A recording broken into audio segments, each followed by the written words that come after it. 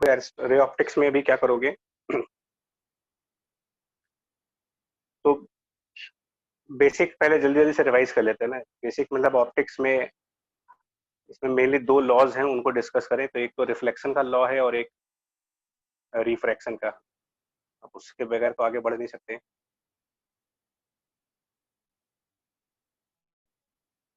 ठीक है, क्या बोलते हो यार इसमें जो लॉ ऑफ रिफ्लेक्शन वाला है कि मतलब किसी भी सरफेस पर अगर लाइट रिफ्लेक्ट हो रही है तो फंडामेंटली ये कह देते हो कि जो एंगल ऑफ इंसिडेंस है is equal to angle of reflection. तो इसमें मेरे ख्याल से बहुत ज़्यादा एक्सप्लेनेशन की नीड है नहीं, या अगर हो तो बताओ आप लोग। लॉ ऑफ रिफ्लेक्शन को बहुत अगर डिटेल्ड में समझना चाहते हो कोई, कि इंसिडेंट रे और रिफ्लेक्टेड रे नॉर्मल से सेम एंगल बनाते हैं, चाहते हो इसमें कुछ बहुत ज़्यादा एक्सप्लेनेशन कुछ है या स्किप करें इसको? नो नो है ना, सर। जहाँ लगे वहाँ नो बता सर। दोनों। मतलब लिखने में क्या है कि भाई angle of incidence equals to angle of reflection, और ये तीनों सेम प्लेन में है। ये बेसिकली लॉ ऑफ रिफ्लेक्शन का पॉइंट कहते हो आप। और सेकेंडली ये कहते हो कि लॉ ऑफ रिफ्रैक्शन होता है जो फंडामेंटली अगर स्टार्ट करें तो लॉ ऑफ रिफ्रैक्शन में आप ये कहते हो कि जब आप मीडियम चेंज करते हो, मतलब एक मीडियम से दूसरे मीडियम की तरफ लाइट जाती है तो वो थोड़ा सा डेविएट कर जाती है, प्रोपोगेट कर जाती, मतलब डिफरेंट डायरेक्शन में चली जाती है। और उसमें एंगल ऑफ इंसिडेंस अगर हम स्मॉल आई से डिनोट करें और angle of refraction sorry angle of refraction को स्मॉल आर से डिनोट करें और ये मीडियम 1 और मीडियम 2 से डिफाइन करें, तो इनमें भी आप एक लॉ कहते हो कि sine of angle of incidence I upon sine of angle of refraction R. ये रेशियो डिफाइन करते हो sine I upon sine are का। और ये कहते हो speed of light in the first medium, speed of light in the first medium मतलब v1 divided by speed of light in the second medium मतलब कि v2। बेसिकली ये कह देते हो इसमें। so it is v1 divided by v2, speed of light in this first medium divided by speed of light in this second medium, v1 by v2। और speed of light refractive index के साथ related है, तो उसका भी एक fundamental है कि speed of light refractive index से रिलेट कर सकते हो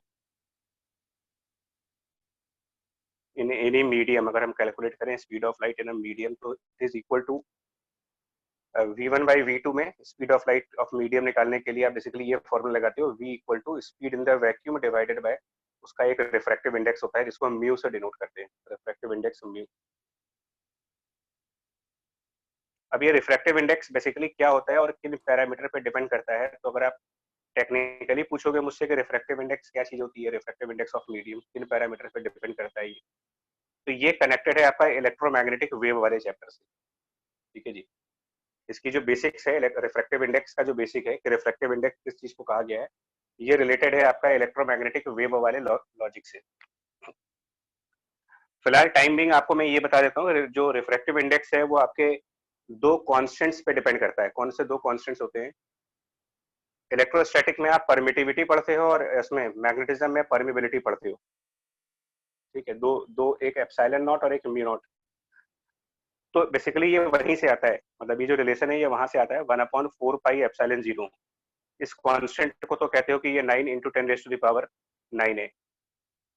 और मैग्नेटिज्म के अंदर जो कांस्टेंट आता है μ0/4π उसको डिफाइन करते हो तो ये आता है आपका 10⁻⁷ तो इन्हीं से स्पीड ऑफ लाइट भी डिफाइंड है। मतलब अभी इलेक्ट्रोमैग्नेटिक वेव तो किया नहीं है बट रिलेशन यहाँ से वैसे भी देख सकते हो। दोनों को अगर हम मतलब दोनों से 4π और 4π को एलिमिनेट करें, 4π यहाँ से और 4π यहाँ से, दोनों को एलिमिनेट कर देकर तो आपका एक रिलेशन बन जाता है कि μ0 × ε0 की वैल्यू आती है 1/9 × 10⁻16, जो एग्जैक्टली 3 × 10⁸ का स्क्वायर है, मतलब 1/c² कह देते हैं इसको। यानी speed of light is actually defined as root of μ0 × ε0। ये आप कहते हो speed of light in free space, that means vacuum. तो आप इतना एटलीस्ट रिलेट कर सकते हो। इलेक्ट्रोमैग्नेटिक वेव पढ़ा नहीं है बट फिर भी इतना आइडिया लगा सकते हो आप इलेक्ट्रोस्टैटिक वाले कंसेप्ट से और मैग्नेटिज्म वाले कंसेप्ट से, कि जब फ्री स्पेस में आप कोई मीडियम इंसर्ट कर देते हो, किसी भी फ्री स्पेस में जब कोई एक मीडियम इंसर्ट कर देते हो, तो इलेक्ट्रोस्टैटिक में ये तो आपने पढ़ा था ना कि मीडियम पोलराइज होता है और मीडियम के पोलराइज होने से जो इलेक्ट्रिक फील्ड है वो बदलती है, और उसको हम लोग म्यू नॉट के साथ कोई चीज मल्टीप्लाई करके कंसिडर कर लेते थे। तो वो जो टर्म मल्टीप्लाई करते थे आप म्यू नॉट के साथ, जिसमें कि हम मीडियम का पोलराइजेशन इंक्लूड करते थे, उसके बाद इसको mu naught multiplied by capital के कर देते थे, जिसको डाइलेक्ट्रिक कांस्टेंट कहा गया है। ये चीज आप कहते हो permittivity of medium, mu naught permittivity of free space और म्यू एम साइलेंट नॉट को multiply F silent, sorry sorry sorry, हाँ एप्सिलॉन नॉट, एक्चुअली वो रिफ्रैक्टिव इंडेक्स का म्यू माइंड में चला, हाँ epsilon naught into K, sorry, equal to epsilon of medium. और ऐसे ही के को आप डाइलेक्ट्रिक कांस्टेंट, अभी इलेक्ट्रोस्टैटिक चैप्टर से थोड़ा सा याद करो आप, है ना। और ऐसे ही मैग्नेटिज्म के अंदर भी कहा गया है, उसका भी एक चैप्टर हमारा अभी नहीं पढ़ा हुआ है, वो मेंस का टॉपिक है, वो अलग से करना है हमें, मैग्नेटिक प्रॉपर्टीज। बट डाइलेक्ट्रिक के सिमिलर होता है वो भी, कि जैसे पैरामैग्नेटिक या डायामैग्नेटिक या फेरोमैग्नेटिक 3 तरीके के मटेरियल्स हैं, तो जब इसको फ्री स्पेस में डालते हैं तो ये भी मैग्नेटाइज होते हैं, और जब मैग्नेटाइज होते हैं तो ये जो म्यू नॉट है इसके साथ भी एक कांस्टेंट मल्टीप्लाई हो जाता है। उसको बेसिकली हम म्यू और बॉटम पर हम स्मॉल आर लिखेंगे, जिसको हम रिलेटिव परमिबिलिटी का नाम देंगे, और ये चीज कहते हैं परमिबिलिटी ऑफ दैट मीडियम। तो ये सब कांस्टेंट वैल्यू है, क्वेश्चंस में डायरेक्ट दी जाएंगी तुम्हें, इसके लिए आप परेशान ना होइएगा। कैपिटल के की डायरेक्ट वैल्यू दी जाती है, और म्यू आर रिलेटिव परमिबिलिटी की भी डायरेक्ट वैल्यू क्वेश्चन में दी जाएगी तुम्हें। मैं सिर्फ ये बताना चाह रहा हूँ कि जैसे डिटेल में नहीं जा रहे, बट डायरेक्ट आपको बता रहे हैं कि जब आप किसी मीडियम के अंदर लाइट की स्पीड को कैलकुलेट करोगे, तो उसी तरीके से इन मीडियम जाकर के आप यहाँ म्यू नॉट के साथ मल्टीप्लाई कर दे, मतलब म्यू नॉट के साथ यहाँ मल्टीप्लाई करके लिख दोगे आप एप्सिलॉन मल्टीप्लाइड बाय उस मीडियम का डाइलेक्ट्रिक कांस्टेंट, सॉरी एप्सिलॉन के साथ के मल्टीप्लाई कर दिया और म्यू नॉट के साथ म्यू आर मल्टीप्लाई कर दिया, और इसको हम कह देते हैं speed of light in a medium. तो इससे मालूम चल जाता है ना कि जो speed of light in a medium है वो क्या चीज बनेगा हमारे लिए। v equal to 1 divided by root of epsilon into mu naught एक तरफ कर लिया, और 1 upon root of K into mu R एक तरफ कर लिया। अब इसको अगर हम फर्दर कैलकुलेट करेंगे तो ये बन जाता है आपका v इक्वल टू, ये जो फैक्टर है ये speed of light in the free space है, स्मॉल सी से डिनोट कर दीजिए इसको, और ये जो डिनोमिनेटर में रूट ऑफ के इंटू म्यू आर देख रहे हो, इसी को रिफ्रैक्टिव इंडेक्स कहा गया है। मतलब ये एक्चुअल बेसिस पर अगर आपसे कोई पूछे कि what is refractive index of a medium, define करना हो अगर आपको उसको इलेक्ट्रिसिटी और मैग्नेटिज्म के बेसिस पर, तो refractive index of medium square root of capital K which is the dielectric constant, मैं इसको वर्ड्स में लिख दे रहा हूँ, dielectric constant and multiplied by relative permeability, PRMB लिख दे रहे, परमिबिलिटी पूरा लिखने की स्पेस नहीं है यहाँ पर। तो इसको डिफाइन करते हैं मीडियम का रिफ्रैक्टिव इंडेक्स। यानी कुल मिलाकर के जो रिफ्रैक्टिव इंडेक्स है वो मीडियम की इलेक्ट्रिकल प्रॉपर्टीज पर और मीडियम की मैग्नेटिक प्रॉपर्टीज पर डिपेंड करेगा। ये पॉइंट आपको लिखना पड़ेगा, नोट कर लेगा इधर। रिफ्रैक्टिव इंडेक्स मीडियम की इलेक्ट्रिकल कैरेक्टरिस्टिक और मैग्नेटिक कैरेक्टरिस्टिक दोनों कैरेक्टर पर डिपेंड करता है ये चीज, कि उसके अंदर इलेक्ट्रिक फील्ड के साथ क्या रिस्पॉन्स आता है और मैग्नेटिक फील्ड में डालने पर मीडियम का क्या रिस्पॉन्स आता है। इन दो रिस्पॉन्सेस को मिल करके आप उसका रिफ्रैक्टिव इंडेक्स डिफाइन करते हो, और उसी से हम इलेक्ट्रोमैग्नेटिक वेव का रिफ्रैक्शन या रिफ्लेक्शन दोनों फिनोमेना एक्सप्लेन कर सकते हैं।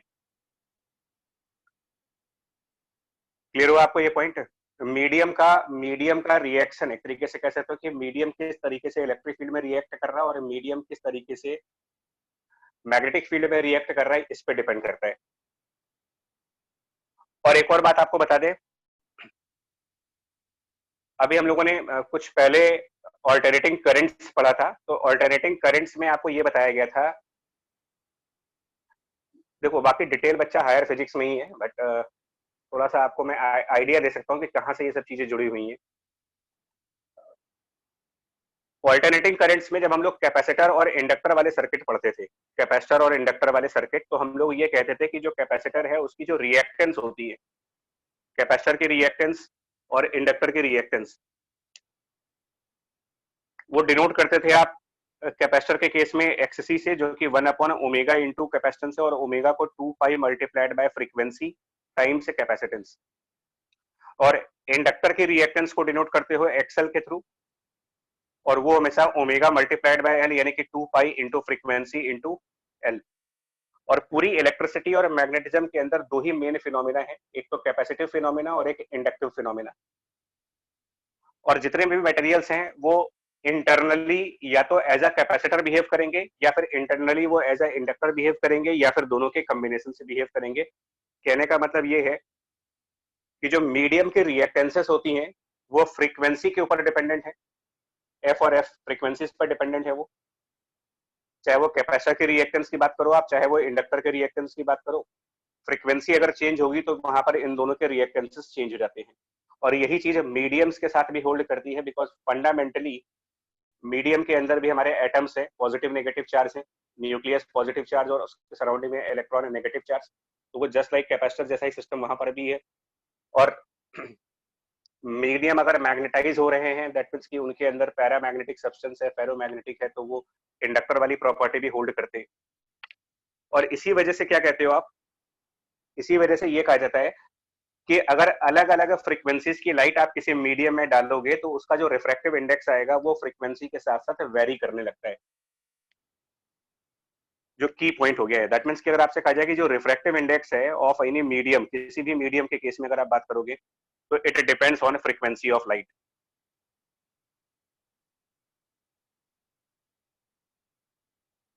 ये इसका मेन पॉइंट कह सकते हो आप। डिटेल तो मैं नहीं गया, बिकॉज डिटेल इसका बहुत ही लेंदी डिटेल है, और इलेक्ट्रोमैग्नेटिक वेव और उसके बाद मैक्सवेल इक्वेशंस हैं, पूरी काफी लंबी चौड़ी थ्योरी है उसकी। काउचीज का एक इक्वेशन है। हाँ, मतलब मैं सिर्फ तो हमारे सिलेबस के बियॉन्ड है, इसलिए डिस्कस करने का कोई मतलब भी नहीं बन रहा। उसका कॉचीज जो रिलेशन है, वो कॉचीज रिलेशन का बेसिक्स यही है कि फ्रीक्वेंसीज, मतलब कि येलो कलर की लाइट के लिए मीडियम अलग रिफ्रैक्टिव इंडेक्स जनरेट करता है, ग्रीन कलर की लाइट के लिए वो अलग रिफ्रैक्टिव इंडेक्स जनरेट करता है। Different colours different refractive index same medium के लिए।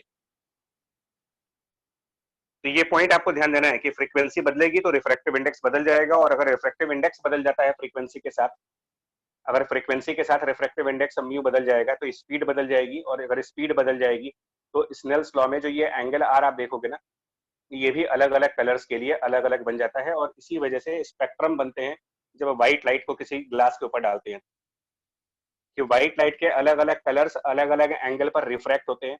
रीजन अलग अलग कलर्स के लिए स्पीड अलग अलग होती है, उसका रीजन आप दे सकते हो कि अलग अलग कलर्स के लिए स्पीड क्यों अलग होती है, क्योंकि रिफ्रैक्टिव इंडेक्स अलग होता है। और ये क्यों अलग होता है, क्योंकि जो डाइलेक्ट्रिक कांस्टेंट है और जो रिलेटिव परमिबिलिटी है, ये फ्रीक्वेंसी ऑफ वेव पर डिपेंडेंट होते हैं। इस वजह से मतलब इसकी पूरी एक चेन है, इस तरीके से पूरा कनेक्ट करोगे इसको।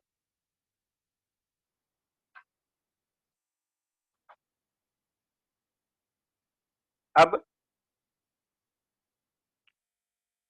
तो इसमें यार देखो ये कहा जाता है ना कि अगर रिफ्लेक्शन और रिफ्रैक्शन, अच्छा इनके ऑर्डर्स वैसे आपको पता होने चाहिए, फ्रीक्वेंसीज के जो ऑर्डर्स होते हैं ये भी आपका बेसिक पॉइंट है जो आपको याद रहना चाहिए।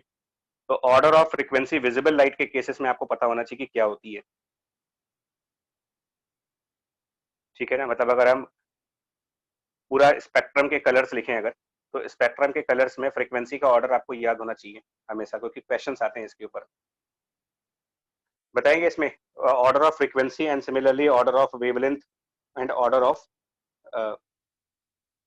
उसका रिफ्रैक्टिव इंडेक्स क्या होता है, बताओ यार थोड़ा सा जल्दी से कुछ। ऑर्डर ऑफ रिफ्रैक्टिव इंडेक्स की अगर हम बात करें फ्रीक्वेंसी तो डिक्रीज करता है वी से आर तक, और सर लैम्डा इंक्रीज करता है वी से आर तक। मतलब वॉयलेट की फ्रीक्वेंसी सबसे ज्यादा है कह सकते हैं, हाँ यस सर। मीडियम में ना। हाँ, तो इसकी फ्रीक्वेंसी ज्यादा हुई। रेड सबसे कम फ्रीक्वेंसी का है, और लैम्डा की जो वेवलेंथ है जस्ट अपोजिट चलती है आपकी इसकी।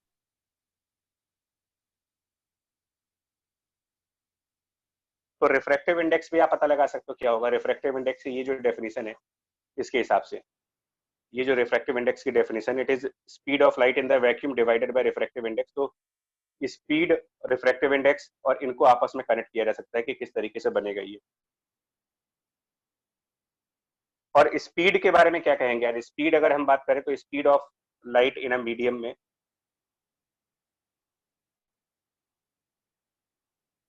अच्छा कोई आइडिया बताओ आप लोग को, कोई आइडिया है कि मतलब सबसे फास्टेस्ट कलर कौन सा है एक्चुअली ऑर्डर ऑफ स्पीड। मुझे पहले स्पीड लिखना चाहिए था, मुझे पहले स्पीड लिखना चाहिए था, है ना। Yes sir. तो रेड के बारे में ये कहते हैं कि ये फास्टेस्ट स्पीड पे चलता है किसी भी मीडियम में। तो और उस हिसाब से आप रिफ्रैक्टिव इंडेक्स वगैरह रिलेट कर लेना, क्योंकि कुछ क्वेश्चंस हैं इनके ऊपर जो पूछे जाते हैं।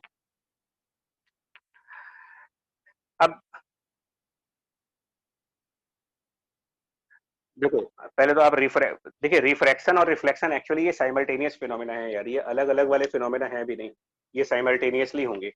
ये वैसे भी आपसे कहा जाता है कि ये फिनोमेना एक साथ एग्जिस्ट करते हैं कि अगर आप इवन मीडियम बदलते हो ना, अगर मीडियम वन से मान लो अगर हम फ्री स्पेस से किसी मीडियम में जाते हैं, free space to a medium, अगर आप इस तरीके से ट्रेवल करो और फ्री स्पेस में आपसे कहा जाए कि हम कोई व्हाइट लाइट इंसिडेंट करा रहे हैं,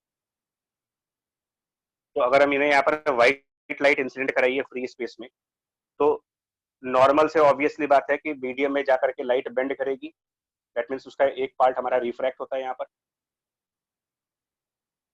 और उसी का साइमल्टेनियसली रिफ्लेक्शन भी चलता है। मतलब रिफ्लेक्शन और रिफ्रैक्शन ये साइमल्टेनियस फिनोमिनाज हैं, और अगर ये एंगल ऑफ इंसिडेंस आई है प्लस, तो ये एंगल ऑफ रिफ्लेक्शन तो आप आई के बराबर ही दिखाओगे लॉ ऑफ रिफ्लेक्शन के हिसाब से, और ये एंगल स्मॉल आर। इसी को हम लोगों ने वेव ऑप्टिक्स में ना ये क्वेश्चन डिस्कस किया था, आपको याद होगा। तो वेव ऑप्टिक्स में एक डिस्कशन हमारा ये हुआ था कि कितनी परसेंट लाइट रिफ्लेक्ट होती है और कितनी परसेंट लाइट रिफ्रैक्ट होती है, इसको कैलकुलेट करने का तरीका भी बताया गया था आपको एम्पलीट्यूड के हिसाब से। तो अगर वो याद हो कि अगर हमारा इंसिडेंट वाले का एम्पलीट्यूड ए है, मान लो अगर आपसे कहा जाए कि यहाँ पर एम्पलीट्यूड ए आई है, तो हम लोगों ने इसी का डिस्कशन किया था वेव ऑप्टिक्स में कि जो पोर्शन रिफ्लेक्ट होता है उसका एम्पलीट्यूड ए रिफ्लेक्टेड, इसको हम लोगों ने कहा था it is a incident multiplied by, अगर रिकॉल करो जो रिजल्ट क्या था वेव ऑप्टिक्स में डिस्कस किया था जो, तो μ1 माइनस μ2, यानी कि फ्री स्पेस का रिफ्रैक्टिव इंडेक्स 1 माइनस मीडियम का refractive index mu divided by μ1 plus μ2, that means 1 plus mu. ये डिस्कशन हुआ था आपका। इसमें ऑब्वियस सी बात है कि जो ए रिफ्लेक्शन आएगा वो नेगेटिव ही आएगा, पॉजिटिव कभी नहीं आएगा। रीजन की जो रिफ्रैक्टिव इंडेक्स म्यू है वो 1 से हमेशा ज्यादा होगा, किसी भी मीडियम का रिफ्रैक्टिव इंडेक्स 1 से बड़ा होगा, तो यानी कि यहाँ पर जो रिफ्लेक्शन होगा उसमें ए आर नेगेटिव आएगा। उसका वेव के मैटर में अगर सिग्निफिकेंस पूछा जाए, देखिए ये आप पढ़ तो वैसे रे ऑप्टिक्स रहे हो, तो रे ऑप्टिक्स में ये सब तो मैटर नहीं करता है कि वेव क्या हुई है, क्योंकि वेव का कैरेक्टरिस्टिक हम ले ही नहीं रहे यहाँ पर। फिर भी वैसे आपके नॉलेज के लिए पूछ रहा हूँ कि जो वेव रिफ्लेक्ट होती है अगर फ्री स्पेस से सर जाएगी, फेज डिफरेंस है ना, हाँ, तो इस रिफ्लेक्शन के नेगेटिव आने का मतलब फेज डिफरेंस। और ये बार बार इसलिए बता रहा हूँ कि क्वेश्चंस आते हैं इसके ऊपर कि how much percent of light is reflected and how much percent of light is refracted, इसको कैलकुलेट करने के क्वेश्चंस आते हैं। तो वो परसेंटेज ऑफ रिफ्लेक्शन आप एम्पलीट्यूड की स्क्वायर के रेशियो में निकालते हो कि रिफ्लेक्टेड वाले का स्क्वायर डिवाइडेड बाय इंसिडेंट वाले का स्क्वायर करोगे तो इससे मालूम चलता है कितना परसेंट रिफ्लेक्ट होगा, और 100 में से उतना माइनस कर दीजिए तो रिफ्रैक्टेड वाला आ जाएगा। ये मानते हुए चल रहे हैं कि कुछ भी लाइट यहाँ पर एब्जॉर्ब नहीं की जा रही है, एज्यूम करते हुए। वो पार्ट हालांकि आपके वेव ऑप्टिक्स का पार्ट है, इसका पार्ट नहीं है। ठीक है, अब इसमें कुछ और क्वेश्चंस हैं, प्रोसीड करने से पहले कुछ और क्वेश्चंस बनते हैं, वो देखो क्या है। एक चीज यार समझानी पड़ेगी आपको, ये हम क्या कर रहे हैं, यहाँ व्हाइट लाइट नहीं होनी चाहिए, यहाँ पर हम यूज करेंगे मोनोक्रोमेटिक।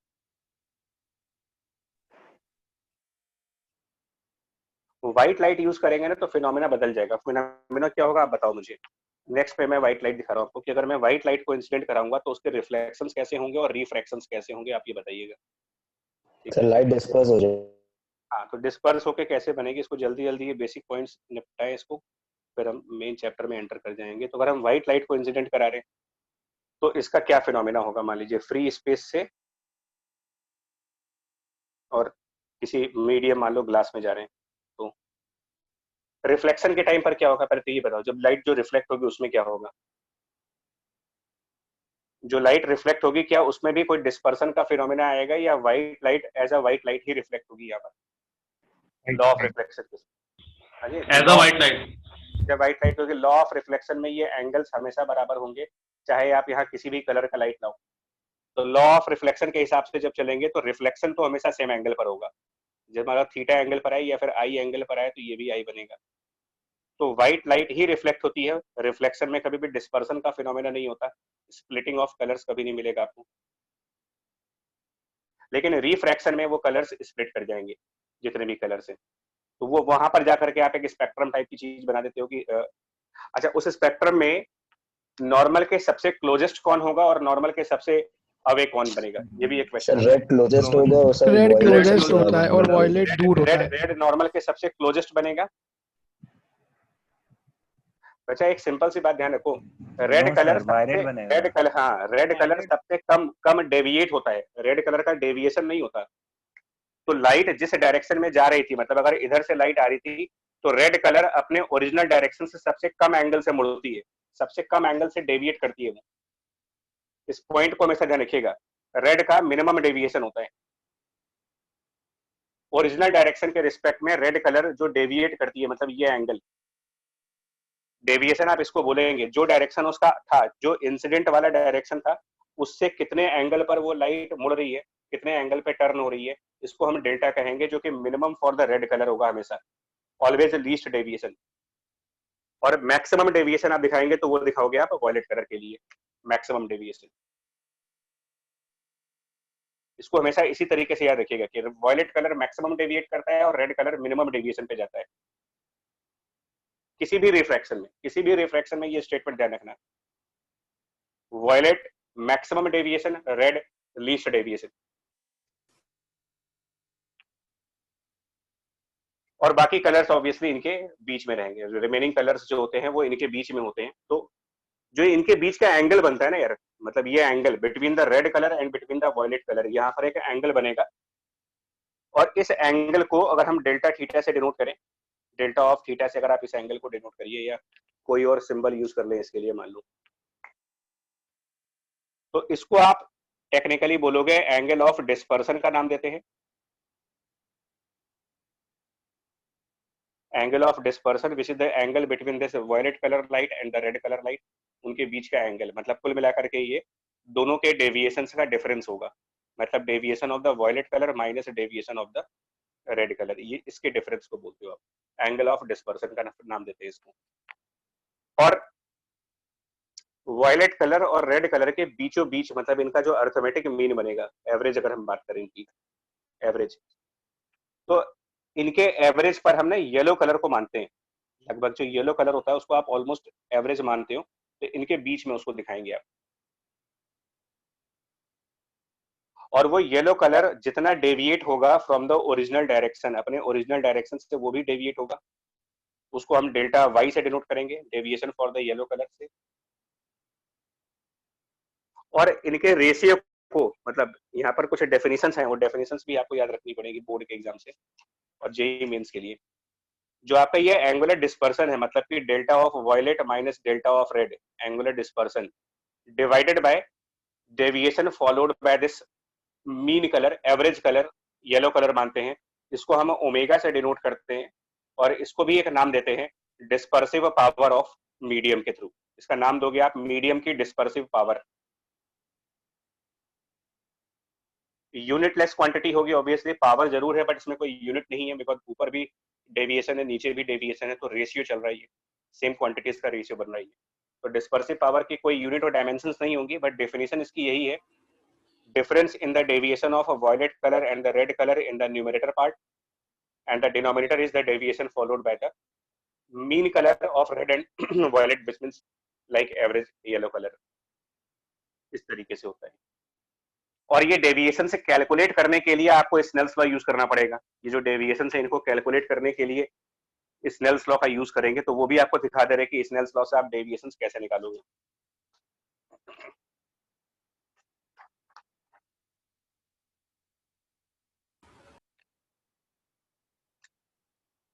देखो कैसे सॉल्व होगा ये, ठीक है, मतलब टॉपिक ये चल रहा है आपका कि डेविएशन कैसे कैलकुलेट करते हैं हम लोग किसी भी न्यूमेरिकल में, और ये रिफ्लेक्शन में भी निकालना होता है और रिफ्रैक्शन में भी निकालना होता है, दोनों में ही निकालने को आता है। तो पहले रिफ्लेक्शन वाला देख लेते हैं जल्दी से कि रिफ्लेक्शन में आप डेविएशन निकालेंगे तो कितना होगा। वो सबसे आसान टॉपिक है, बहुत ही इजी टॉपिक है कि अगर हम किसी मिरर से रिफ्लेक्शन ले रहे हैं और वहां पर डेविएशन दिखाते हो आप कि कोई लाइट आई और रिफ्लेक्ट होकर चली गई, तो कितना डेविएट हुआ। याद होगा वैसे आप लोग को, जो जिन लोगों ने क्लासेस अटेंड करी हैं। हाँ उत्कर्ष है, आई डिसीजेस भी हैं। इसको बताना यार कितना होगा, एंगल ऑफ इंसिडेंस आई और एंगल ऑफ रिफ्लेक्शन आई हो, मतलब ये इंसिडेंट लाइट हो और ये रिफ्लेक्टेड लाइट हो, तो आप एंगल ऑफ डेविएशन किसको बोलोगे यहाँ पर, डेल्टा, कितने एंगल से डेविएट हुआ। तो डेल्टा मतलब सर कि ओरिजिनल एंगल पाथ से सर एक लाइन खींचते हैं सर ओरिजिनल पाथ से, और फिर उससे जितना डेविएट हुआ है वो वाला एंगल लेते हैं, पाई मतलब माइनस टू आई। बेसिकली कह सकते हो कि it is the angle between reflected vector. Light को अगर एक वेक्टर की तरीके देखा जाए तो रिफ्लेक्टेड वेक्टर और इंसिडेंट वेक्टर के बीच का एंगल है ये। सिंपल सी डेफिनेशन ये कह दीजिएगा। जैसे आप दो वेक्टर के बीच में एंगल निकालते हो, वैसे यहाँ पर भी एंगल निकालोगे रिफ्लेक्टेड वेक्टर के बीच में और इंसिडेंट वेक्टर के बीच में एंगल निकाल लीजिए। तो रिफ्लेक्टेड रिफ्लेक्टेड वेक्टर ये वाला है, इंसिडेंट वेक्टर ये वाला है, इनके बीच में क्या एंगल बन रहा है वो देख लो। Angle between the two 180 minus 2 180 minus 2y बन जाएगा। यहाँ पर सीधा सीधा आंसर हो जाएगा इसका, क्योंकि आप वेक्टर्स के बीच का एंगल निकालने के लिए इंसिडेंट वेक्टर को आगे एक्सटेंड कर देंगे और उसके बाद ये वाला एंगल डेल्टा से डिनोट कर देते हो। स्ट्रेट फॉरवर्ड आंसर है इसका 180 divide minus 2 times I deviation by mirror. Single mirror, single mirror के लिए ये डेविएशन बनेगा। डबल मिरर्स के लिए जाते हो या फिर ट्रिपल मिरर्स के लिए जाते हो तो फिर इसको और ऐड करना पड़ता है। तो एक डबल मिरर वाला भी क्वेश्चन करवाया था, उसको एक बार जल्दी से रिवाइज कर लेते हैं। दो मिरर्स के लिए कितना रिफ्लेक्शन होता है वो भी एक बार रिकॉल कर लो जल्दी से। अब अगर ये मिरर 1 और ये मिरर 2 मान लें और लाइट के सक्सेसिव रिफ्लेक्शंस हो रहे हैं, मतलब मिरर 2 पर भी रिफ्लेक्शन है, देन मिरर 1 पे भी रिफ्लेक्शन है, और मिरर्स के बीच का कोई एंगल बीटा मान लेते हैं।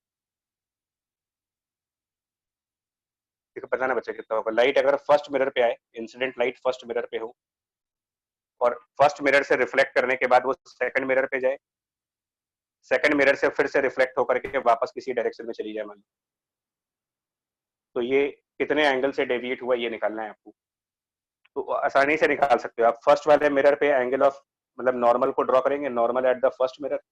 उसके साथ अगर यहाँ पर एंगल ऑफ इंसिडेंस I1 बन रहा हो तो रिफ्लेक्शन भी I1 एंगल पर दिखाओगे। सेकंड वाले मिरर पर एक नॉर्मल लाइन बनाओगे, उसके साथ अगर एंगल यहाँ पर I2 बन रहा हो तो रिफ्लेक्शन भी I2 एंगल पर दिखाओगे। और अब आप टोटल डेविएशन कैसे निकालोगे देख लो आप इसको। तो टोटल डेविएशन ऐसे निकालते हैं यार। लाइट जो इंसिडेंट वाली लाइट थी उसको आप एक्सटेंड करें और उसके एक्सटेंशन से आप जितना एंगल यहाँ पर टर्न कर रहे हो ये डेविएशन 1। फिर सेकंड वाले मिरर के लिए, सेकंड वाले मिरर के लिए ये वाली रे इंसिडेंट है, ये रे, तो ये रे जो इंसिडेंट है सेकंड मिरर के लिए इसको आगे बढ़ाओ, इंसिडेंट वाले को आगे एक्सटेंड करो और इससे आप रिफ्लेक्शन वाले का एंगल निकालो जल्दी से, ये डेल्टा 2। और अब आप कैलकुलेट कर लो कितना आएगा डेल्टा 1 और डेल्टा 2 की दोनों की सेपरेट वैल्यूज। तो डेल्टा 1 सिंपल से ज्योमेट्री लगाओगे 180 माइनस 2i 1, और डेल्टा 2 निकालोगे तो ये बेसिकली 180 माइनस 2i2।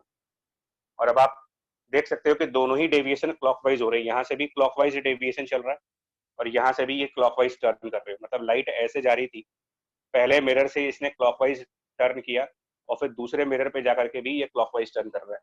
तो दोनों डेविएशन से क्लॉकवाइज हैं, इसलिए टोटल डेविएशन ऐड कर देते हैं यहाँ पर डेल्टा 1 प्लस डेल्टा 2 करके, और दोनों को जब आप ऐड कर लोगे तो ये आंसर आ जाएगा 360 degree minus 2 times I1 plus I2। और ये भी एक प्रूफ होता है कि I1 प्लस I2 जो है बीटा के बराबर होगा। वो यहाँ से कर सकते हो। अगर ये I2 है और ये लाइन नॉर्मल थी तो ये रिमेनिंग एंगल आप लिख सकते हो 90 माइनस I2, और इधर से एंगल लिख लोगे 90 माइनस I1, और 90 minus I1 plus 90 minus I2 plus beta, ये तीनों मिला करके 180। तो वहां से आप ये प्रूव कर सकते हो कि I1 प्लस I2 बीटा के बराबर है। इसका मतलब टोटल डेविएशन जो आएगा वो 360 माइनस 2 टाइम्स बीटा। इंपॉर्टेंस इसमें ये है, हालांकि अब ये सब क्वेश्चन आउटडेटेड हो चुके हैं, बहुत कम चांसेस है कि इस टाइप की चीजें भी आएंगी, बट रिस्क नहीं लेना चाहिए।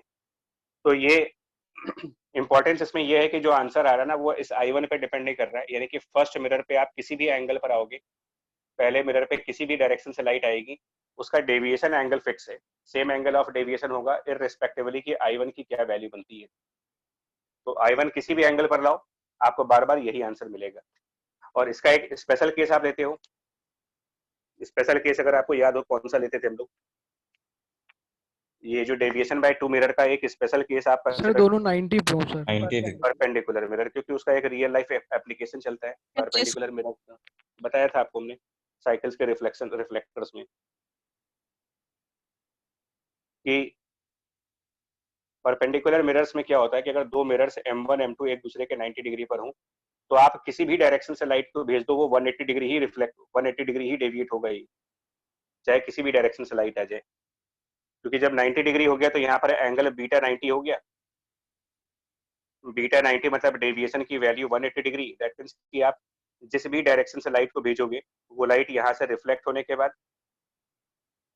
और वापस इंसिडेंट के एग्जैक्टली पैरेलल जाएगी, इंसिडेंट रे के एग्जैक्टली पैरेलल इस तरफ जिधर से आएंगे रिफ्लेक्ट होंगे और रिफ्लेक्शन के बाद ये दोनों एक दूसरे के बिल्कुल परफेक्ट पैरेलल लाइंस होंगी।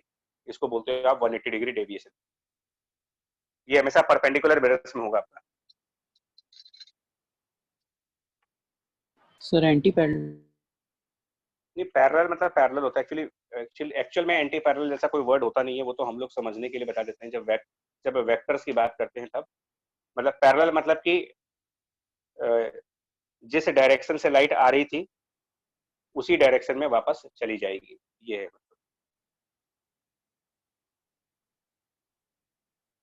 तो पैरेलल ही बोलिए, ज्यादा बेटर वर्ड है, पैरेलल बोलो इसको। इस पर यार बहुत ज्यादा हम डेप्थ में नहीं जाएंगे, मैं क्यों ना, क्योंकि मैं इसकी असाइनमेंट भेजूंगा आपको, बताता हूँ आपको। तो डेविएशन वगैरह के असाइनमेंट्स भेज देंगे, आप प्रॉब्लम ट्राई कर लेना, और अगर लगे डिफिकल्टी तो उसको डिस्कस करके क्लास में, मतलब इसी क्लास में डिस्कस कर लिया जाएगा, ठीक है। बहुत उसमें ज्यादा डेप्थ में जाना मतलब सिलेबस को एक्सटेंड करने के बराबर। तो ये तो मिरर्स का हुआ। अब डेविएशन अगर आप रिफ्रैक्शन में जाओगे तो क्या बनेगा, रिफ्रैक्शन टाइप पे चलेगा, और उसमें अगर आपको डेविएशन देखना हो, ये देख लो, ये थोड़ा सा इंपॉर्टेंट है।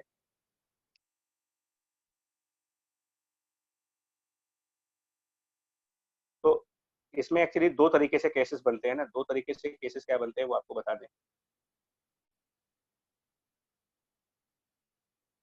देखिए, अगर आप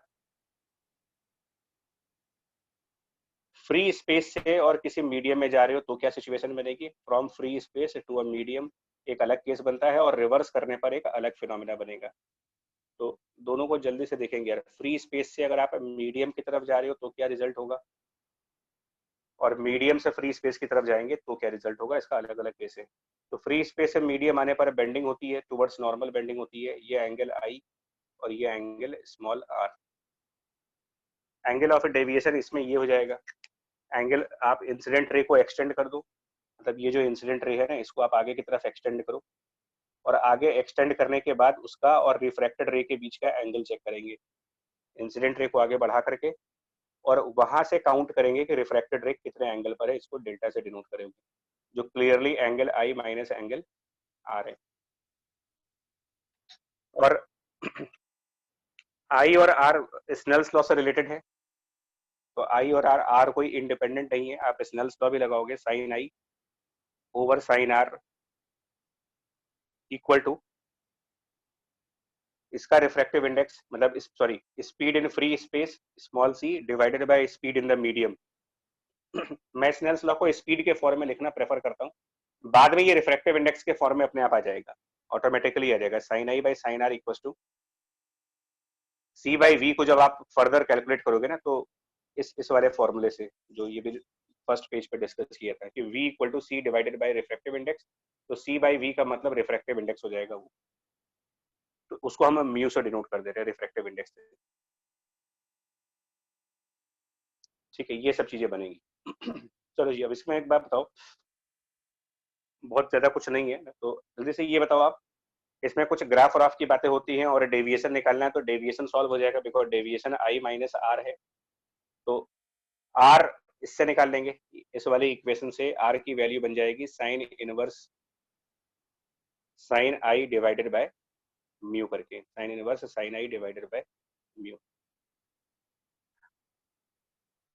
और इसमें ना कुछ कुछ ग्राफ और पूछा करते हैं, ठीक है, मतलब जो लोकल टेस्ट होते हैं, एग्जाम्स होते हैं ना लोकल इंजीनियरिंग कॉलेजेस के, उन सब में कुछ ग्राफ ऐसे आ जाते हैं।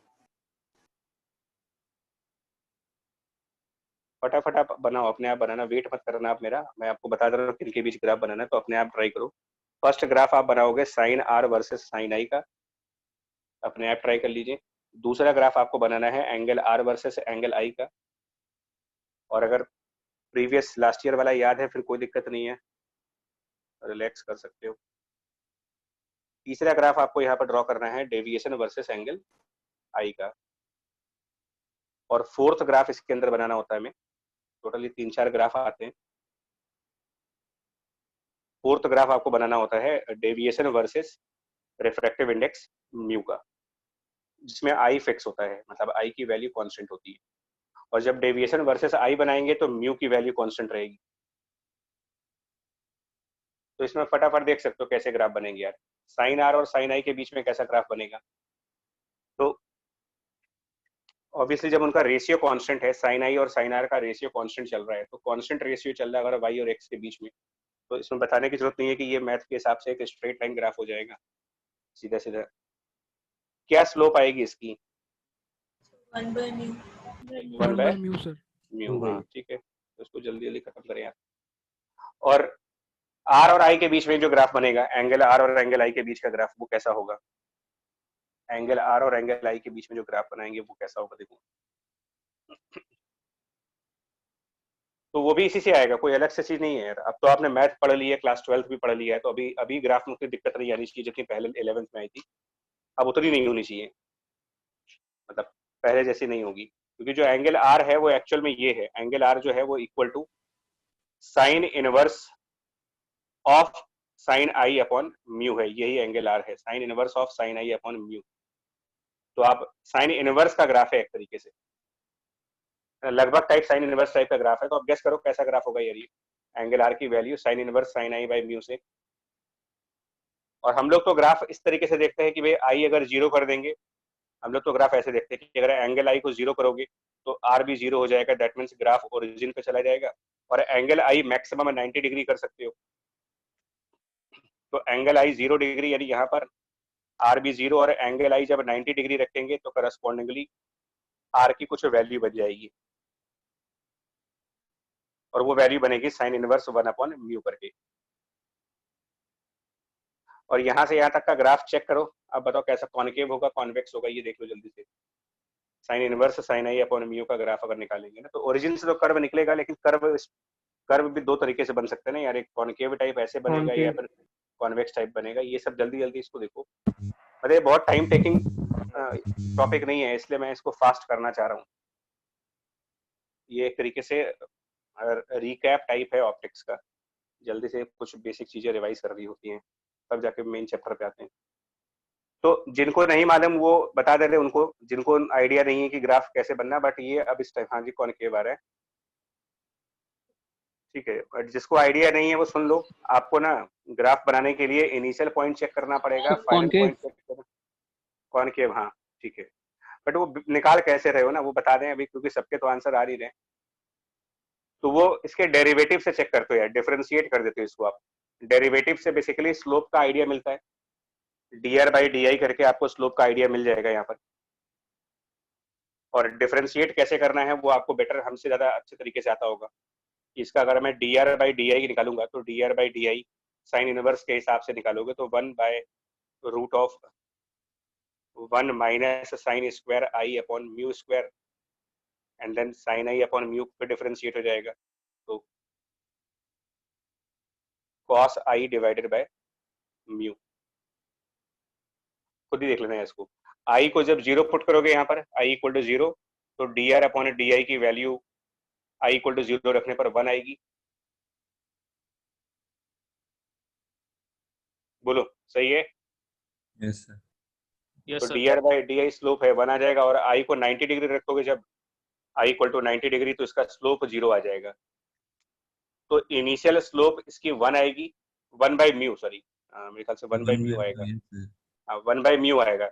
आई जीरो रखने पर D r upon d I 1 by mu आएगा, और आई इक्वल टू 90 रखने पर ये 0 आएगा। तो अब इससे आइडिया लग जाता है कि इनिशियली कुछ स्लोप होगा, लेकिन बाद में स्लोप 0 हो जाएगी। तो ये कुछ इस टाइप से ग्राफ बन जाएगा, ऐसा ग्राफ। यहाँ पर इसकी 0 स्लोप आ जाएगी, और यहाँ पर कुछ स्लोप आएगी इसकी 1 बाई म्यू की स्लोप आएगी।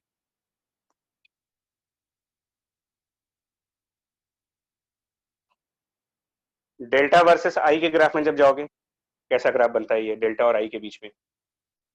ये मैथ्स है यार, इसमें कोई अभी फिजिक्स आप नहीं पढ़ रहे हो, बस जल्दी जल्दी से मैथ बताइए। डेल्टा और आई के बीच में, तो डेल्टा ये है, आपका i minus sign inverse of sign i by mu. तो अब आपको डेल्टा और i के बीच का ग्राफ लेना है। भाई आप तो बताओ यार, अब तो पूरा 12th होने के बाद अभी भी ग्राफ बनाने में अगर प्रॉब्लम्स हो रही हैं, मतलब क्विक होना चाहिए, ये सब चीजें बड़ी फास्ट होनी चाहिए यार। आई मीन आपको फिजिक्स टीचर से नहीं पूछना चाहिए ये सब कि भाई ग्राफ ग्राफ कैसे बनेगा। तो बताएं ऐसा ही बनेगा या इसका अपोजिट ग्राफ बनेगा, बस इतना बताइए। ग्राफ जो ये मैंने आर और आई के बीच में बनाया है यही ग्राफ दिखा दूं, ऐसा ही ग्राफ होगा? स्ट्रेट लाइन तो बनना नहीं है, अपोजिट बनेगा। अपोजिट श्योर हो आप, कंफर्म ना? और क्या वैल्यू आएगी अगर आई 0 रखते हो तो? आई इक्वल टू 0 रखेंगे ऑब्वियसली, देखो आई आई यहाँ पर भी 0 ही और हो यहाँ, जाएगा। हाँ तो 0 हो गया। और आई 90 पर क्या होगा, मतलब जल्दी से। ये सूरज जी ये कह रहे हैं ना, एक्चुअली ये जो मैथमेटिकल पोर्शंस होते हैं ना, इन मैथमेटिकल पोर्शंस को हम लोग थोड़ा सा ये चाहते हैं कि जल्दी खत्म हो जाइए, क्योंकि इस ऑप्टिक्स में जो मेजर पोर्शन आएगा वो आएगा आपका जब आप ऑब्जेक्ट और इमेजेस को ड्रॉ करना स्टार्ट करोगे, वहां से प्रॉब्लम स्टार्ट हो जाती है न्यूमेरिकल्स में। तो पॉइंट्स तो मिल गए मेरे को यार, ज्वाइन कैसे करना है ये बताओ जल्दी से। अब आप यहाँ से यहाँ जाना है लेकिन कैसे जाऊं? तो सर ऊपर वाले का रिवर्स हो जाएगा सर। रिवर्स यस बनेगा, सर, दो रिवर्स आएगा। अब ये स्लोप से एक बार फिर देखोगे, मैं फिर बताता हूँ, इसकी भी हिंट कर दे रहे तुम्हें। आप अपने आप करना, डी डेल्टा अपॉन डी आई निकालना, और उसमें करना कुछ नहीं है, ऑलरेडी डिफरेंशिएट कर चुके हो, पहले ही ऑलरेडी किया हुआ है। तो डी डेल्टा बाई डी आई में पहले यहाँ पर आई को डिफरेंशिएट करेंगे 1 माइनस, और ये जो फैक्टर है ये पूरा फैक्टर आपका आर है, तो 1 minus D r by d आई। तो जब आर और आई का स्लोप डिक्रीज हो रहा है, मतलब कि D r by d I decrease हो रहा है, तो naturally D delta by d I increase करता होगा, फिर यानी इस ग्राफ की स्लोप बढ़ेगी।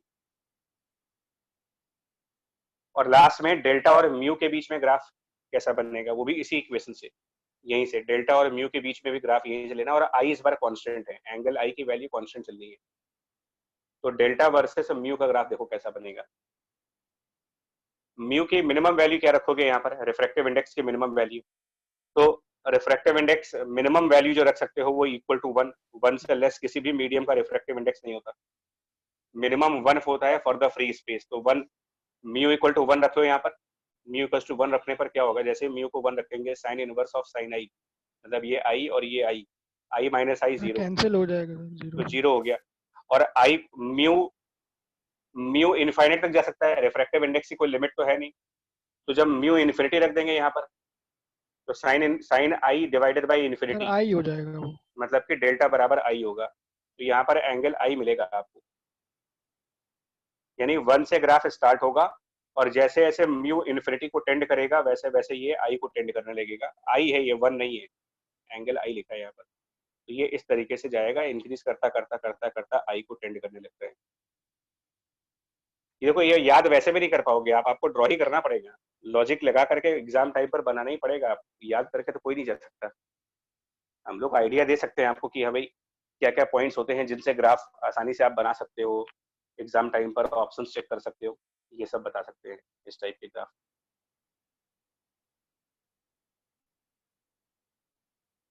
क्लियर होगा आपको चारों ग्राफ ये, मतलब जो है yes sir. Sine i sine r Yes, का sir. रेशियो कांस्टेंट है, constant ratio straight line, inverse function चल रहा है, तो इनवर्स फंक्शन साइन इनवर्स के ग्राफ आएंगे। तो यहाँ पर भी इनवर्स फंक्शन ग्राफ है, यहाँ भी इनवर्स फंक्शन का ग्राफ है, और ये भी बेसिकली इनवर्स फंक्शन के ही ग्राफ है।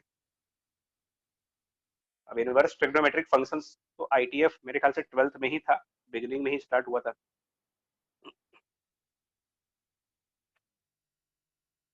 मैथ पे ध्यान दो बच्चा, मैथ पे इसलिए बात पूरी बोल रहा हूँ आपसे, इस बार भी जो रिजल्ट आया है ना उसमें मैथ का ही स्कोर जो है बच्चों, मैथ की वजह से जिनकी भी परफॉर्मेंस डाउन हुई है वो मैथ की वजह से हो गई है। मैं बार बार कहता हूँ, फिजिक्स आपको हमेशा बचा के ले जाएगी, धोखा कभी नहीं देगी वो, वफादार है वो जमन्ना ऑलमोस्ट। गगन की रैंक डाउन हुई है, गगन आपको याद है कौन था? गगन एक था 12th वाले बैच में, अभी अगर आपको याद हो तो उसमें मेंस में काफी अच्छा परफॉर्मेंस था उसका, गगन गुप्ता। जानते हो कोई तुम में से कि नहीं जानते हो सीनियर्स में से अपने 12th वाले बैच में? 99.99 थे मेंस में। 99 नहीं 99.37 के आसपास था। नहीं फिजिक्स में सर। नहीं फिजिक्स में था, हाँ फिजिक्स में था, लेकिन वैसे एडवांस में उसकी रैंक जो है वो करीब 5000 खिसक गई, और जस्ट बिकॉज अब जो भी रीजन रहा हो, उसका पेपर अटेम्प्ट सही नहीं रहा होगा या जो भी है, बट मैथ का स्कोर उसका 20 के आसपास रह गया सिर्फ। अब दूसरे कई रीजन हो सकते हैं कि हो सकता है पेपर लास्ट में ट्राई किया उसने। तो मैथ डिसाइडर है रैंक के लिए, बार बार आपसे कहा जा रहा है कि डिसाइडिंग फैक्टर सब्जेक्ट मैथ है, रैंक प्लस माइनस उसी से होगी आपकी, फिजिक्स से बहुत बड़ा फर्क नहीं आने वाला।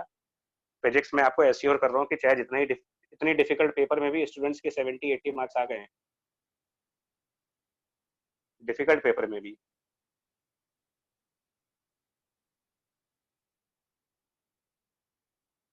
पहला आप लोग टारगेट भरिए, मैथ को बता रहा हूँ, मैथ की टारगेट ये बनाओ, मैथ का एम बनाओ एक।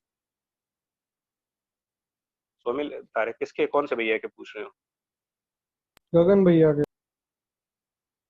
उसके फिजिक्स में भी कम है, करीब फिजिक्स में फिर भी उसके 55 के आसपास है कुछ ऐसे ही। बट मैं एक बात बता रहा हूँ कि देखो, मैथ को आप टारगेट करो, मैथ के लिए अभी से लग जाओ और इसको इस तरीके से तैयार करो कि यार ऑलमोस्ट आप एक एम बनाओ ना यार, कि मैं 100 आउट ऑफ 100 चाहिए मेरे को जेई में, इस इंटेंशन के साथ तैयारी करो। लगा तो पूरी ताकत अपनी मैथ में इस टाइम पर।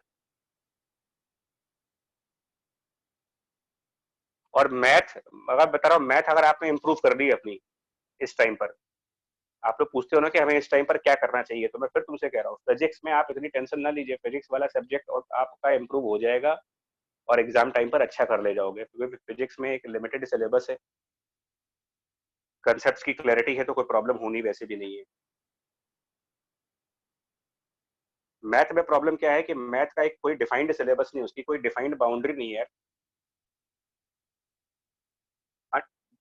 मतलब उसकी कोई बाउंड्री नहीं, इतने इतने क्वेश्चन हैं, पता नहीं कहाँ कहाँ से क्वेश्चन आ जाएंगे उसमें, क्वेश्चन ही तो है उसमें, थ्योरी कौन सी बहुत ज्यादा है उसमें।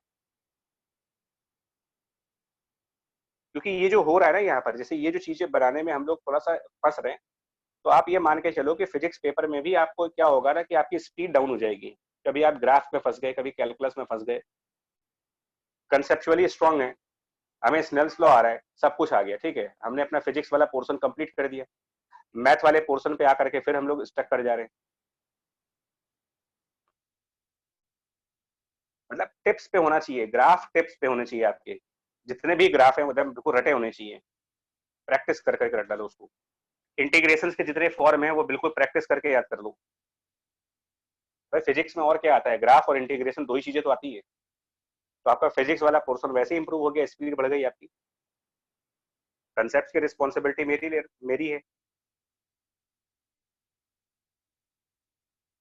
और भाई ट्रस्ट ना हो तो आप इतना सिलेबस पढ़ चुके हो, उठा के देखो पेपर अभी जेई एडवांस का, जितना जितने चैप्टर तुमने पढ़े हैं, और आप, ठीक है वो तो एक नया पेपर है ना, नया पेपर, आप नए पेपर का क्वेश्चन उठाओ और अपने नोट्स उठा लो, और मुझे बस इतना बता दो कि कोई ऐसा पॉइंट जो मिस कर गया हो हम लोग, तो जो आपके क्लास 11 से लेकर के और अब तक जिसके बारे में ना बताया गया हो, जिसके बारे में कभी डिस्कस न किया गया हो, आप मुझे बता दो, एक सिंगल सिंगल पॉइंट ढूंढ के ले आओ कि सर ये जो है आपने पढ़ाया नहीं था। ओपन चैलेंज दे रहे हैं यार, आप करके लाओ।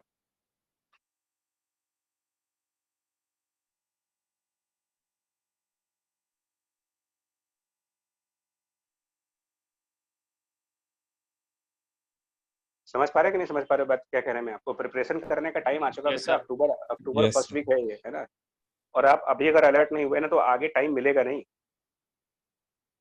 अगर आपने देखिए इस टाइम पर आपको फिजिक्स केमिस्ट्री मैथ तीनों की ना सेपरेट स्ट्रेटेजी बनानी चाहिए।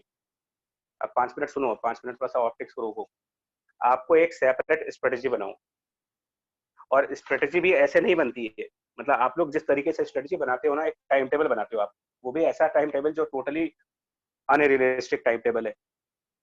इस टाइम पर तुमको एक काम करना चाहिए, तुम्हें अपना फिजिक्स केमिस्ट्री मैथ तीनों को पहले तो आप टारगेट करो, ठीक है, और आप फिजिक्स को भी डिवाइड करो, पहले आप फिजिक्स को भी डिवाइड करो, उसको ब्रांचेस में डिवाइड करो, आप जैसे मैकेनिक्स में डिवाइड किया, फिर हीट एंड थर्मोडायनेमिक्स एक ब्रांच हो गई, थर्मल फिजिक्स, फिर आपने वेव वाला पोर्शन लिया, फिर आपने वहां पर कहा फ्लूइड वाला पोर्शन है ना, ऐसे करके फिर आपने उठा के लिख रहा है मॉडर्न फिजिक्स वाला पोर्शन है, इस तरीके से। ऐसे मैथ में भी डिफरेंट ब्रांचेस है, कैलकुलस है, फिर उसके बाद कोऑर्डिनेट ज्योमेट्री है, कैलकुलस फिर टफ आई है, आपको बता दे, थोड़ा सा पेपर देखा करो कभी, इसको बोलते हैं ब्लूप्रिंट तैयार करना, आपको एग्जाम्स का ब्लूप्रिंट होता है।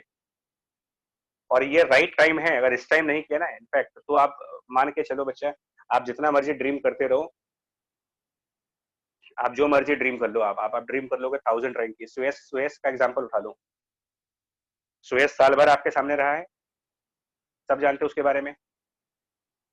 Yes sir. जितने भी कोचिंग में जितने भी टेस्ट हुए हैं, आप सबने सुएस के नंबर देखे थे और पढ़ने के नंबर देखे थे, है ना? ये तो आपके सामने ही इनके रिजल्ट लगते थे कि नहीं लगते थे नोटिस बोर्ड पे? Yes sir. Yes sir. ठीक है। और उसके बाद भी जेई के पेपर में जाकर के एक, चलो ठीक है, मतलब कोविड की वजह से सुयस वेस ने क्या किया, आखिरी बिल्कुल लेथार्जिक हो गए थे, बिल्कुल पढ़ना छोड़ रखा था इन लोगों ने एग्जाम के पोस्टपोनमेंट की वजह से। लेकिन वो हम एक्सक्यूज नहीं दे सकते, इसलिए कि उसी सिचुएशन में ऑल इंडिया में बाकी लोगों ने भी परफॉर्म किया यार।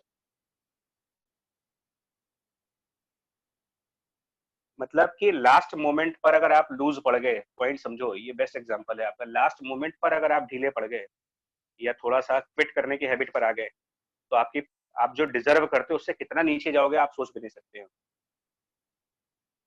थोड़ी सी लापरवाही। तो मैं तो एग्जांपल तुमको उस बच्चे का दे रहा हूँ जो बच्चे 2 साल बिल्कुल रिग्रेसली पढ़े थे। आप कोई ऐसा एग्जाम नहीं था जो क्वालिफाई नहीं किया उन्होंने। भाई सुयस का तो कोई ऐसा एग्जाम नहीं जो क्वालिफाई नहीं किया उसने। 2 बार एस्ट्रोफिजिक्स ओलंपियाड निकाला, एक बार उसका केवीपीवाई निकला क्या, और एनएससीपी निकला एक बार। उसके बाद इसके बावजूद भी सर इंटरनेशनल वाला भी तो निकला था फिजिक्स वाला। मैं तो सोचो बच्चा इतना करने के बाद भी वो आखिरी के टाइम पर, कोविड के टाइम पर, वो तो कोचिंग से 5-5 बार फोन करके उसको बार-बार चार्ज करते थे। उसकी मदर का फोन आता था कि पढ़ना ही छोड़ दिया उसने। मतलब आप कितने ही इंटेलिजेंट क्यों ना हो, मैं सिर्फ ये समझा रहा हूँ, आप जितने मर्जी इंटेलिजेंट हो, अगर आपने 1 महीने या 15 दिन में लूज हो गए ना आप, तो आपका रिजल्ट बिल्कुल डिप करेगा, 100% डिप करेगा। और इसकी आप गारंटी ले नहीं सकते हो कि एग्जाम से 15 दिन पहले आपकी तबीयत नहीं खराब होगी। कौन गारंटी ले सकता है? इसका भी एग्जाम्पल उसी बैच में है। सर फैजा को उसी टाइम उल्टियाँ होने लगी थी। फैजा की तबीयत खराब हुई है पेपर के ड्यूरिंग, पेपर खराब हुआ भाई उसको। यस सर लूज मोशंस हो रहे थे। तो अब आप समझो कहाँ जाएगा उसका परफॉर्म। उसके बाद उसकी 8000 कुछ रैंक आई है। मैं फिर ये कह रहा हूँ कि मतलब आपके साथ फ्यूचर में क्या होगा कोई नहीं जानता, तो अपना बेस्ट अभी दो। और सब्जेक्ट वाइज आपकी स्ट्रेटजी में बता रहा हूँ कि मैकेनिक्स में क्या करना है मेरे को, हीट में क्या करना है, आइडेंटिफाई करो ना कि कौन सा स्ट्रांग है कौन सा वीक है। ऐसे केमिस्ट्री में आपको देखना पड़ेगा चैप्टर्स में। और जरूरी नहीं है कि हर समय एक स्ट्रेटजी हो सकता है कि कैलकुलस आप अरिहंत की बुक से लगा रहे हो तो ठीक है, तो जरूरी नहीं कि कोऑर्डिनेट आप अरिहंत से लेना है, किसी और बुक से हो सकता अच्छा हो प्रैक्टिस करने के लिए। और अपनी लेवल को 2016 के लेवल पर लेके जाओ, उसके बियॉन्ड लेके जाओ। ये आप सोच के जाओगे ना कि मेरे टाइम तो टफ पेपर आएगा नहीं, तो हो गया फिर कल्याण आपका। तो ये कैसे मान सकते हो कि आपके टाइम पर टफ पेपर नहीं आएगा?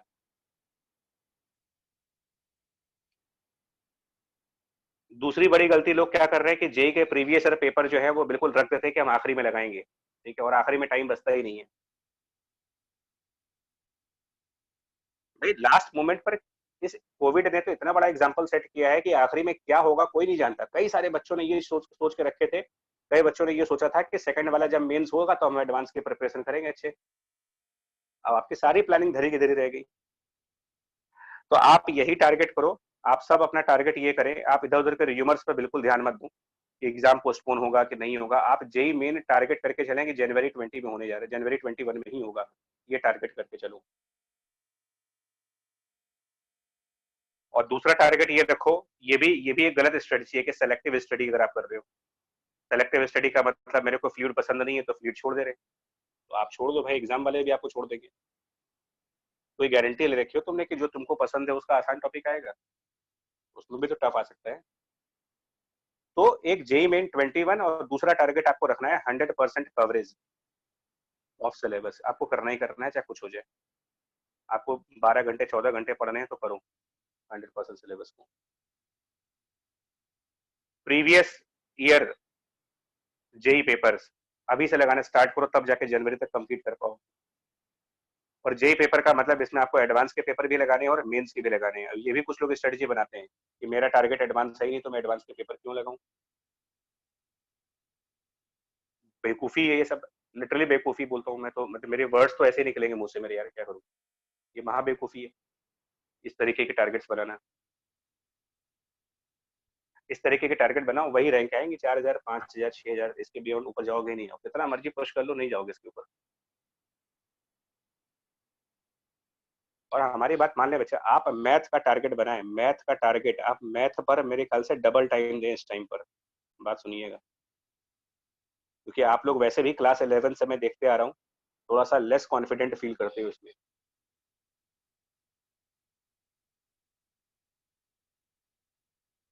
टेस्ट पेपर जो हो रहे हैं उनको एनालाइज करो, जितने भी टेस्ट पेपर हो रहे हैं उनको एनालाइज करो, हर एक क्वेश्चन जो भी छूट जाए उस हर एक क्वेश्चन को फिर से करो आप, 2 बार 3 बार।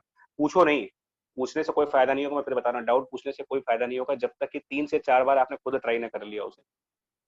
डाउट पूछने से आपका, आप रिलैक्स हो जाओगे, आपका स्ट्रेस कम हो जाएगा, आप जो परेशान होगे उस क्वेश्चन को लेकर के वो इमीडिएटली स्ट्रेस रिलीज हो जाएगी, लॉन्ग टर्म कोई बेनिफिट नहीं होगा। आप 2-3 दिन इस प्रॉब्लम के साथ स्ट्रेस में रहो, सोचते रहो उसके बारे में कि अरे क्या होगा, कैसे करेंगे, क्या होगा, कभी ना कभी स्ट्राइक कर ही जाएगा वो। हम लोग इमीडिएट सॉल्यूशंस के पीछे भाग रहे हैं, क्वेश्चन नहीं हुआ तुरंत इधर मैसेज कर दिया, उसको मैसेज कर दिया। और तीसरी बड़ी चीज बता रहा हूँ आपको, इस समय अब आप टोटल कट ऑफ कर दे अपने आप को, इस टाइम पर टोटल कट ऑफ कर दो, किसी भी तरीके के सोशल मीडिया से टोटल बंद कर दीजिए इसमें। और जो फ्रेंड्स के साथ आप गॉसिप्स करते हो ना वो बंद कर दो बिल्कुल भी। गॉसिप्स किस टाइप की, यार जेई का पेपर कब होगा, पैटर्न क्या आएगा, एग्जाम पोस्टपोन होगा कि नहीं होगा, सिलेबस क्या होगा, कम होगा कि नहीं होगा, क्या करोगे ये सब जान करके? तुम्हारे हाथ में कुछ है इसमें से? तुम्हारे हाथ में इसमें से एक भी पॉइंट है कि पेपर का पैटर्न क्या होगा, सिलेबस क्या होगा, पेपर कौन बनाएगा, टफ आएगा कि इजी आएगा, लास्ट ईयर कट ऑफ क्या रहा था, इस बार क्या रहा था? ये सब बकवास चीजें हैं, सब बकवास है, आपको बता रहा हूँ। जितना इसके बारे में डिस्कस करोगे सिर्फ और सिर्फ वेस्टेज ऑफ टाइम है आपका, सिर्फ और सिर्फ। कभी आजमा के देख लेना, एक किसी टॉपिक पर आप डिस्कशन फ्रेंड के साथ करना और कभी नोट करना कि कितना टाइम तुम्हारा चला गया फालतू के डिस्कशन में और उसका रिजल्ट 0। आधे घंटे किसी से तुमने फोन पे बात कर लिया कि जेई मेन का सिलेबस कम होगा कि नहीं होगा, और आधे घंटे के बाद भी आप वहीं खड़े हो, आपको भी नहीं पता कम होगा कि नहीं होगा, और जिससे बात कर रहे हो उसको भी नहीं पता कम होगा कि नहीं होगा, और पैटर्न क्या आएगा। और अभी से नहीं किया तो आप ये मान के चलिए, अभी से नहीं किया तो नहीं होगा, सुनने में आपको खराब लगे अच्छा लगे जो भी लगे, नहीं होगा सिलेक्शन। उसी बैच के कुछ बच्चे सेलेक्ट हो गए, कुछ बच्चे नहीं सेलेक्ट हो गए। आकिब का एग्जांपल लेता हूँ, आकिब सोहेल एक बच्चा था, जेई मेंस में उसने भी टॉप किया था, गगन गगन के आसपास था आकिब, सेम स्टोरी उसके साथ। क्या स्ट्रेटजी बना के गए थे कि एडवांस में हम फिजिक्स केमिस्ट्री के बेसिस पे सेलेक्ट हो जाएंगे, ये स्ट्रेटजी बना के गए थे। कहते रह गए उनसे कि भाई इसके ऊपर वर्क कर लो, इसके ऊपर वर्क कर लो, कहना उनका कहना नहीं सर 30-40 नंबर तो हम ले ही आएंगे।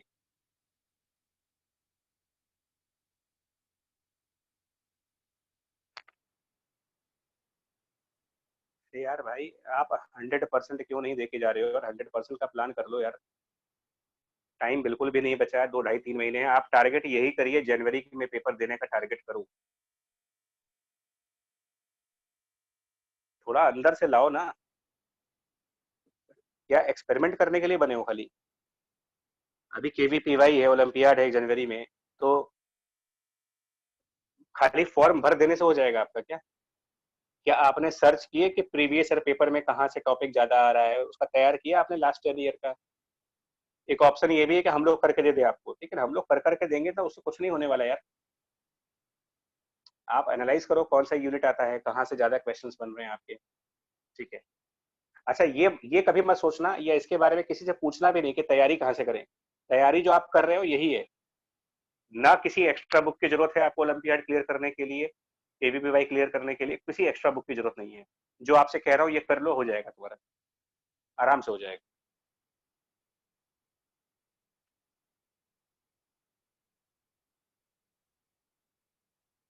और ये इसके बारे में टॉपिक वाइज स्ट्रेटजी बनाइएगा कि अगर कोई वीक है, आप चाहे इसके लिए टीचर से कंसल्ट कर सकते हो कि अगर ये टॉपिक वीक है तो मैं इसको कहाँ से पढूं, इसको कहाँ से इम्प्रूव करूँ। सारे तो वीक नहीं हो सकते ना, कुछ तो स्ट्रांग होंगे आपके, उसमें तो कॉन्फिडेंट होंगे। प्लस इसमें से स्कोरिंग यूनिट्स कौन सी हैं, ऐसी हैं जो उसकी स्कोरिंग यूनिट है जहां पर क्वेश्चन डिफिकल्ट कभी होता ही नहीं, कभी नहीं बनता, आसान क्वेश्चन ही आते हैं हमेशा। तो उनको आप 100% बना लो।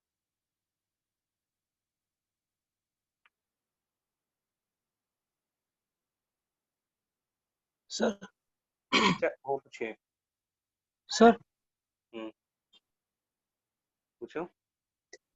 सर मैं कह रहा था सर सर कि सर पूरे हफ्ते में सर एक दिन जो है सर एक डाउट क्लास का रखवा दीजिए सर तीनों का सर, क्योंकि डाउट्स ऐसे पाइलअप होते चले जाते हैं और वो क्लियर हो नहीं पाते सर। जैसे अब ईएमआई का पेपर था सर, उसका दोनों पेपर में सर काफी डाउट्स थे और प्लस 2-3 क्लास के डाउट्स चलिए हैं मैं ईएमआई का सर, तो तो अभी एक आपको दिन बोल दे रहा हूँ, रखवा सुने, दीजिए। ईएमआई का मैं अभी आपको बोल दे रहा हूँ, आप ईएमआई के लिए एक काम कर लेना।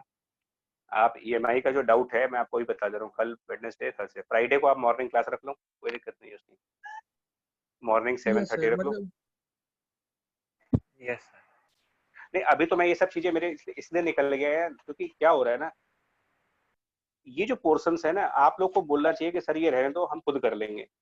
देखो खुद की हुई चीज काम आएगी, बता रहा हूँ, मेरी बताई हुई चीज कभी नहीं काम आने वाली। गाइडेंस ही है वो सर। आपको कहना चाहिए कि सर ये छोड़ दो, मैथ वाला पोर्शन हम निपटा लेंगे अपने आप। क्योंकि अगर इस तरीके के ग्राफ नहीं बन पा रहे हैं यार, तो मैं सच बताऊं, एवरेज परफॉर्मेंस आएगी, एवरेज परसेंटाइल आएगी, एवरेज रैंक आएगी, और फिर आप ये फाइट करोगे कि सर एनआईटी में एडमिशन ले ले, कि आईटी में एडमिशन ले ले, वहाँ ये ब्रांच मिल रही है, वहाँ ये ब्रांच मिल रही है। लास्ट मोमेंट पर रिग्रेट करने से क्या होगा?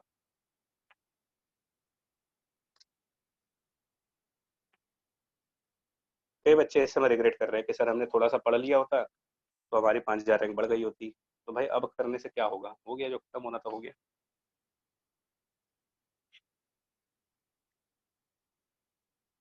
कुछ इसी र्यूमर में फंसे रह गए कि एग्जाम पोस्टपोन होगा। मैं इसीलिए तुमको र्यूमर से बचने के लिए कह रहा हूँ कि दुनिया क्या कह रही है मत सुनो उसको। और पहली बात तो दोस्तों से बात करना बंद कर दो, एकदम बंद कर दो। और खास तौर पे ऐसे दोस्त जो आपको मतलब चटने वाले दोस्त होते हैं ना, कुछ चटने वाले कि उनको दिन भर फोन पे बात करना होता है, उनको तो तुरंत बाय कर दो कि तुमको यार 6 महीने बाद बात करेंगे।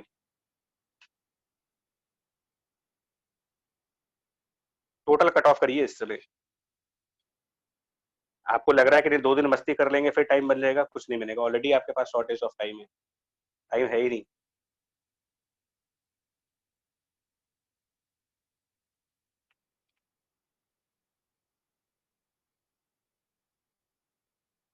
ठीक है चलो बच्चा, डिस्कस करेंगे टॉपिक पे वापस आ जाए जल्दी से, नहीं तो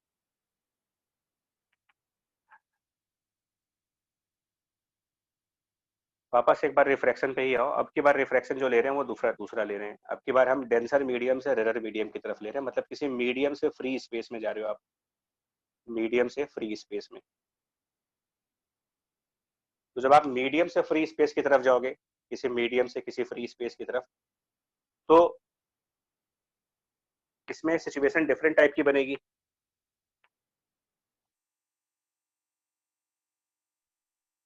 इंसिडेंट रे, और अगर इसमें आप फ्री स्पेस में जा रहे हो तो फ्री स्पेस में क्या होता है कि लाइट और ज्यादा बेंड कर जाती है away from the normal side, तो इधर की तरफ रिफ्रैक्ट हो जाएगी, रिफ्रैक्टेड रे, इंसिडेंट रे। और इंसिडेंट रे का जो एक्सटेंशन है, एक्सटेंशन ऑफ इंसिडेंट रे, इससे हमारा रिफ्रैक्टेड रे डेल्टा एंगल पर है।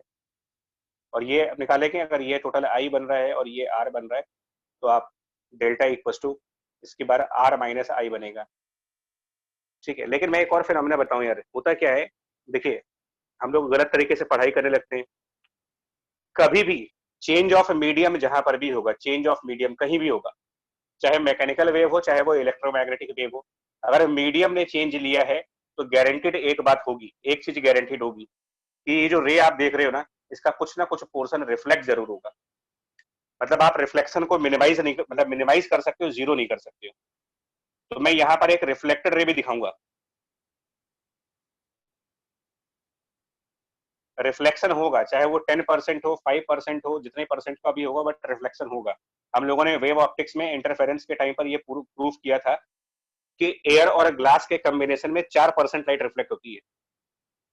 एयर और ग्लास के केसेस में 4% के आसपास की लाइट रिफ्लेक्ट हो जाती है, 96% रिफ्रैक्ट हो जाती है। तो रिफ्लेक्शन होगा, मतलब बहुत बहुत ही कम होगा। मतलब अगर आप इस फ्री स्पेस और मीडियम का रिफ्रैक्टिव इंडेक्स कुछ लेते हो तो depending on the refractive index कुछ ना कुछ रिफ्लेक्शन यहाँ पर मिलेगा आपको, बट कम होता है रिफ्लेक्शन। ठीक है, अब मैं इसका आपको नहीं करूंगा। देखो मैंने एक ग्राफ बताया ना, अब आप इसको अपने आप करिए। मैं बस इक्वेशंस लिखूंगा, sine I upon sine r, sine i divided by sine r equal to sine I upon sine r, यहां से निकालोगे, और equal to V1 divided by V2, मतलब फर्स्ट मीडियम, तो फर्स्ट मीडियम यहाँ पर मीडियम है तो वहां पर V लिखेंगे, और सेकंड मीडियम फ्री स्पेस है यानी वैक्यूम, तो डिवाइडेड बाय C लिखोगे, और V बाय C को फिर से उसी फॉर्मूले के हिसाब से जाओगे तो ये 1 अपॉन रिफ्रैक्टिव इंडेक्स बन जाएगा। That means sine i divided by sine r equal to 1 divided by refractive index. अब आप ना एक काम करना, मैं इसलिए छोड़ रहा हूँ, सेल्फ वर्क करना स्टार्ट करिए, थोड़ा सा प्रैक्टिस वहां से होती है, अपने आप करी हुई चीजों से प्रैक्टिस होगी। आप यही चारों ग्राफ फिर से बनाओगे, साइन आर वर्सेस साइन आई का ग्राफ बनाओगे, आर वर्सेस आई का ग्राफ, डेल्टा वर्सेस आई का ग्राफ, और डेल्टा वर्सेस म्यू का ग्राफ, यही 4 ग्राफ।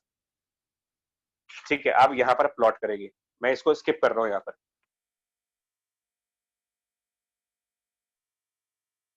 और म्यूचुअल कोऑपरेशन करो, थोड़ा सा आप कोऑपरेट करो मेरे को, थोड़ा सा हम करेंगे, बिकॉज अगर हम सिलेबस में ही उलझे रहेंगे ना तो यार कुछ रिविजन्स भी करने हुए।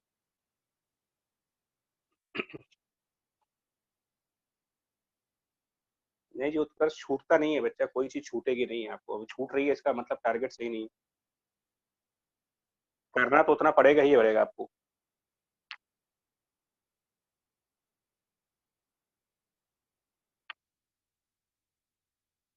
चलो प्लॉट ग्राफ योरसेल्फ। इसमें एक पॉइंट आपको बता दें कि जब आप मीडियम से फ्री स्पेस की तरफ आते हो, मीडियम से फ्री स्पेस, तो मैं कह रहा हूं कुछ परसेंटेज रिफ्लेक्ट होता है, कुछ परसेंटेज ऑफ लाइट रिफ्लेक्ट होती है, लेकिन एक स्पेशल केस इसमें पढ़ाया जाता है आपको। मीडियम से फ्री स्पेस की तरफ जाने पर एक स्पेशल केस पढ़ते हो, कोई बता सकता है वो स्पेशल केस क्या होता है? कि जब हाँ, कि जब आप बिल्कुल, कि जब आप मीडियम से और टुवर्ड्स फ्री स्पेस जाते हो, जिसको कुछ लोग ये भी कहते हैं कि डेंसर मीडियम से रेरर मीडियम की तरफ आ रहे हो, डेंसर टू रेरर, तो उसमें ये भी कहा जाता है कि एक क्रिटिकल एंगल का केस बनता है यहाँ पर। मतलब यहाँ पर आप ये कहते हो कि एक क्रिटिकल एंगल का केस बनता है कि लाइट अगर एक क्रिटिकल एंगल पर आती है, और क्रिटिकल एंगल डिफाइन किसको करते हो यहाँ पर पूछा जाए, क्रिटिकल एंगल का मतलब कौन सा एंगल होता है? उस एंगल को बोलते हो जहां पर की जो इंसिडेंट रे है वो रिफ्रैक्ट होने के बाद, यानी कि फ्री स्पेस में जाने पर नॉर्मल लाइन के एग्जैक्टली 90 डिग्री पर जाए, नॉर्मल से एग्जैक्ट 90 डिग्री पर जब लाइट रिफ्रैक्ट हो जाए तो आप कह देते हो कि ये आपका क्रिटिकल एंगल बन रहा है। और ये भी स्नेल्स लॉ से ही कैलकुलेट होगा, मतलब क्रिटिकल एंगल पर भी रिफ्रैक्शन है। इनफैक्ट क्रिटिकल एंगल पर दोनों फिनोमिना होते हैं, अगर आपसे पूछा जाए।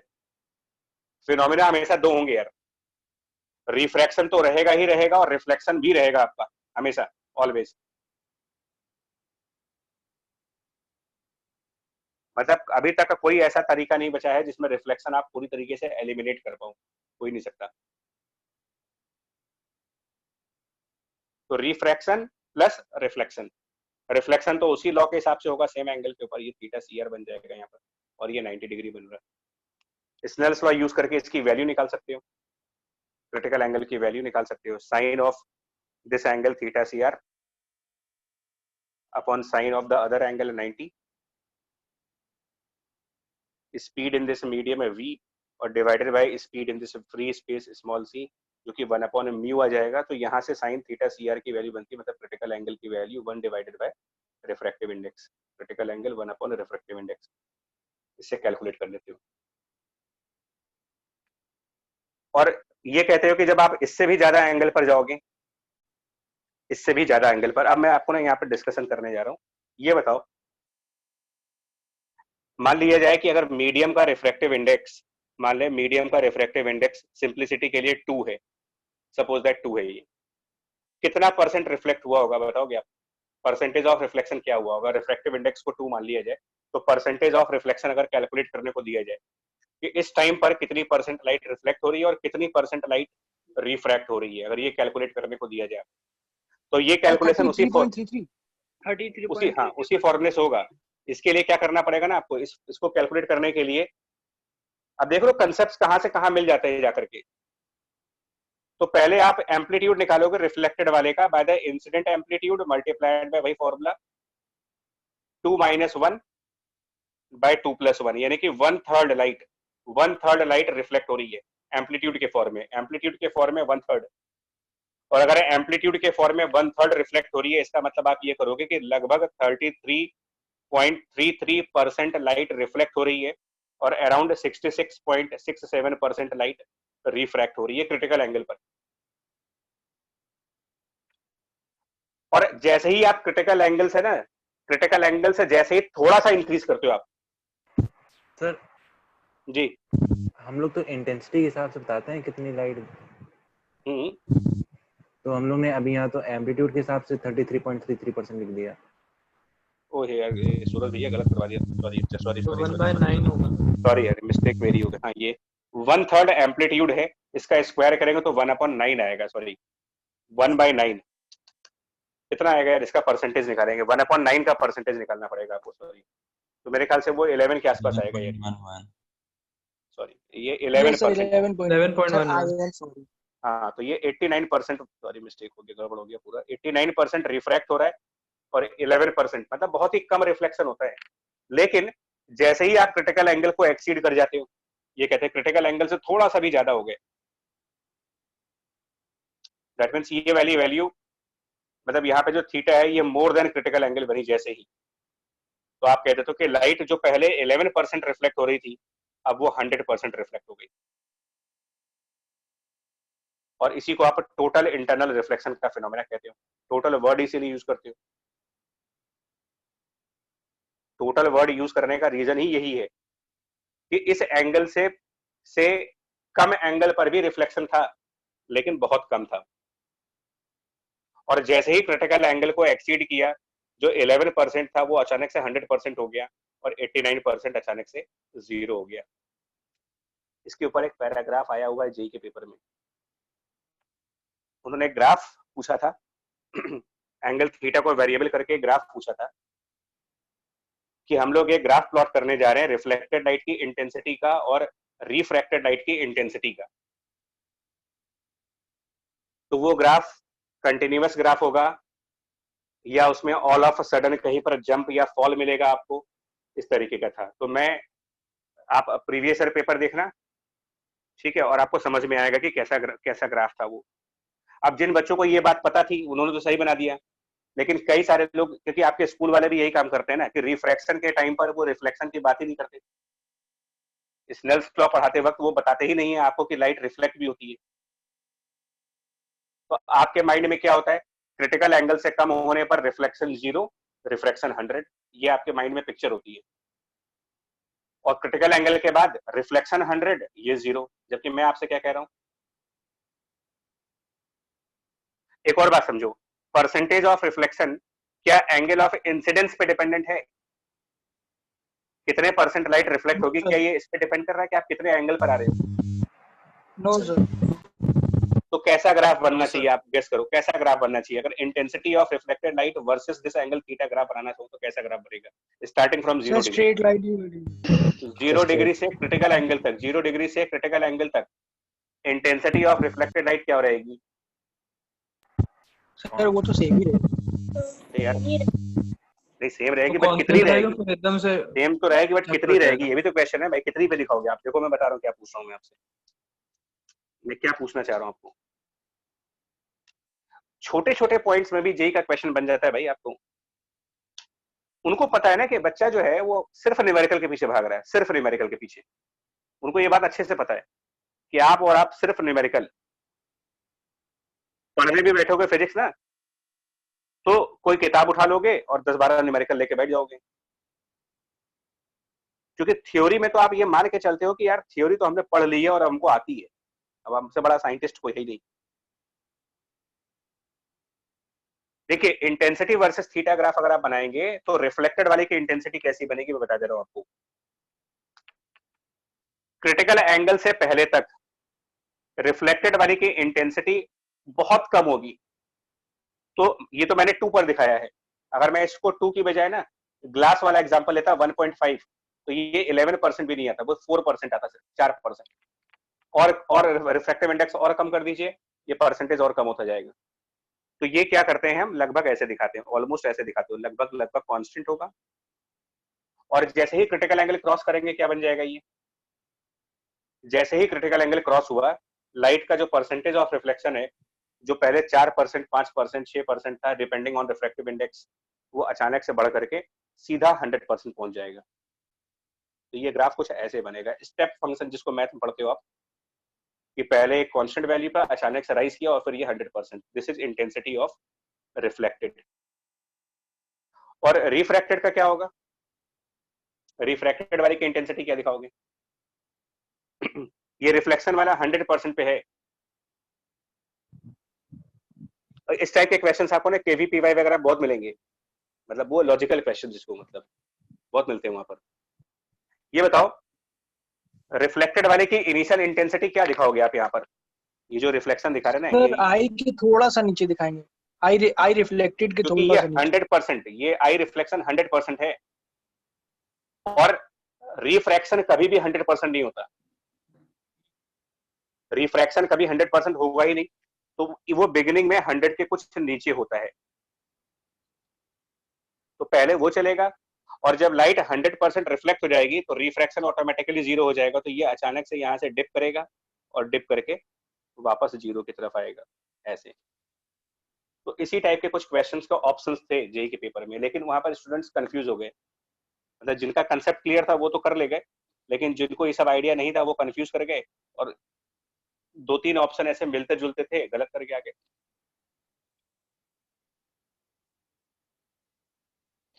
तो ये हमारा आई रिफ्रैक्टेड है। आपको बात समझ में आएगा, आप लोग को इंटेंसिटी ग्राफ कैसा बनना है ये बोलो। Yes sir. Yes sir.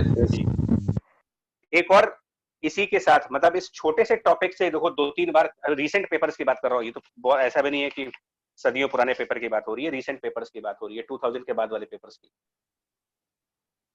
उन्होंने एक और आर्टिकल में पैराग्राफ फ्रेम किया, उस पैराग्राफ में उन्होंने ये कहा कि जो रिफ्रैक्टिव इंडेक्स होता है नॉर्मली हम पॉजिटिव मानते हैं।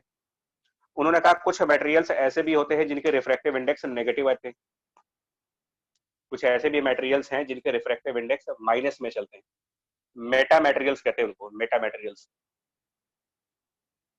कुछ के रिफ्रैक्टिव इंडेक्स माइनस में भी है। उन्होंने कहा कि रिसेंट फिजिक्स में ऐसे भी मटेरियल पाए गए हैं जो नेगेटिव रिफ्रैक्टिव इंडेक्स कैरी करते हैं। सर नेगेटिव का मतलब? अब वो तो बोल रहे हैं कि रिसेंट, मतलब उनका ये कहना है कि अभी रिसेंट जो रिसर्च हो रहा है, मेटा मटेरियल्स का नाम दिया और कहा कि रिफ्रैक्टिव इंडेक्स माइनस में है। अब ये भी समझ में नहीं आ रहा कि माइनस क्यों हो रहा है एक्चुअली। सर सही में होता है, बेवकूफ बना रहे हैं बच्चों को? नहीं बेवकूफ है भैया, जेई कभी बेवकूफ नहीं बनाता भैया, उसकी एक वर्ल्ड वाइड रेपुटेशन है। जेई का जो पेपर है आपको लगता है खाली इंडिया में देखा जाता है? जेई का पेपर एमआईटी के प्रोफेसर भी देखते हैं, ऑस्ट्रेलिया वाले भी देखते हैं, वर्ल्ड वाइड उस पेपर को देखा जाता है। सर वाल्टर लेन देखते हैं, वो जेई के लिए स्पेशली विश करते हैं बच्चों को। Yes sir. तो बच्चा ये होता है मेनली कंसेप्ट आपका। जेई में ऐसा नहीं होता, मेटा मटेरियल्स रियली एग्जिस्ट कर रहे हैं, और साइंस है यार, तो कोई भी नहीं कह सकता कि बस हमारा आज कंप्लीट हो गया, साइंस कल को चेंज हो जाए, कौन जानता है। क्या आप बताओ ना क्या फर्क पड़ेगा, पहले आप बताओ, अगर रिफ्रैक्टिव इंडेक्स यहाँ मीडियम का नेगेटिव होता तो आप इस रे डायग्राम में क्या चेंजेस लाओगे, बताओ आपको क्या लग रहा है, क्या क्या चेंजेस कर रहे हैं वहां पर, बताइए। सर नॉर्मल को एक मिरर मान लेंगे और फिर रिफ्लेक्ट हो जाएगा। हाँ, नॉर्मल को मिरर मान लेना, ठीक है। मतलब इनका कहना था, देखो क्या है, और देखिए मतलब इनका ये कहना था कि अगर मान लो ये फ्री स्पेस है और उसके बाद मीडियम है, मैं इसको डिस्कस, अभी एक और टॉपिक डिस्कस करूंगा यहीं पर। मैं आपको सिर्फ ये रियलाइज कराने की कोशिश कर रहा हूँ आपको कि इवन छोटे से छोटे कंसेप्ट्स में भी आपको डेप्थ पे पकड़ना पड़ता है, डेप्थ पे जाना पड़ता है। ऐसे ही नहीं टॉप 100 की रैंक और टॉप 1000 की रैंक्स आती हैं भाई, पागल बनना पड़ता है उसके लिए, एकदम पागल। सुयस की फोटो देख लो जरा, अभी रिसेंट फोटो तुमने उसकी अगर देखी हो, बाल बाल देखो उसके जरा, एकदम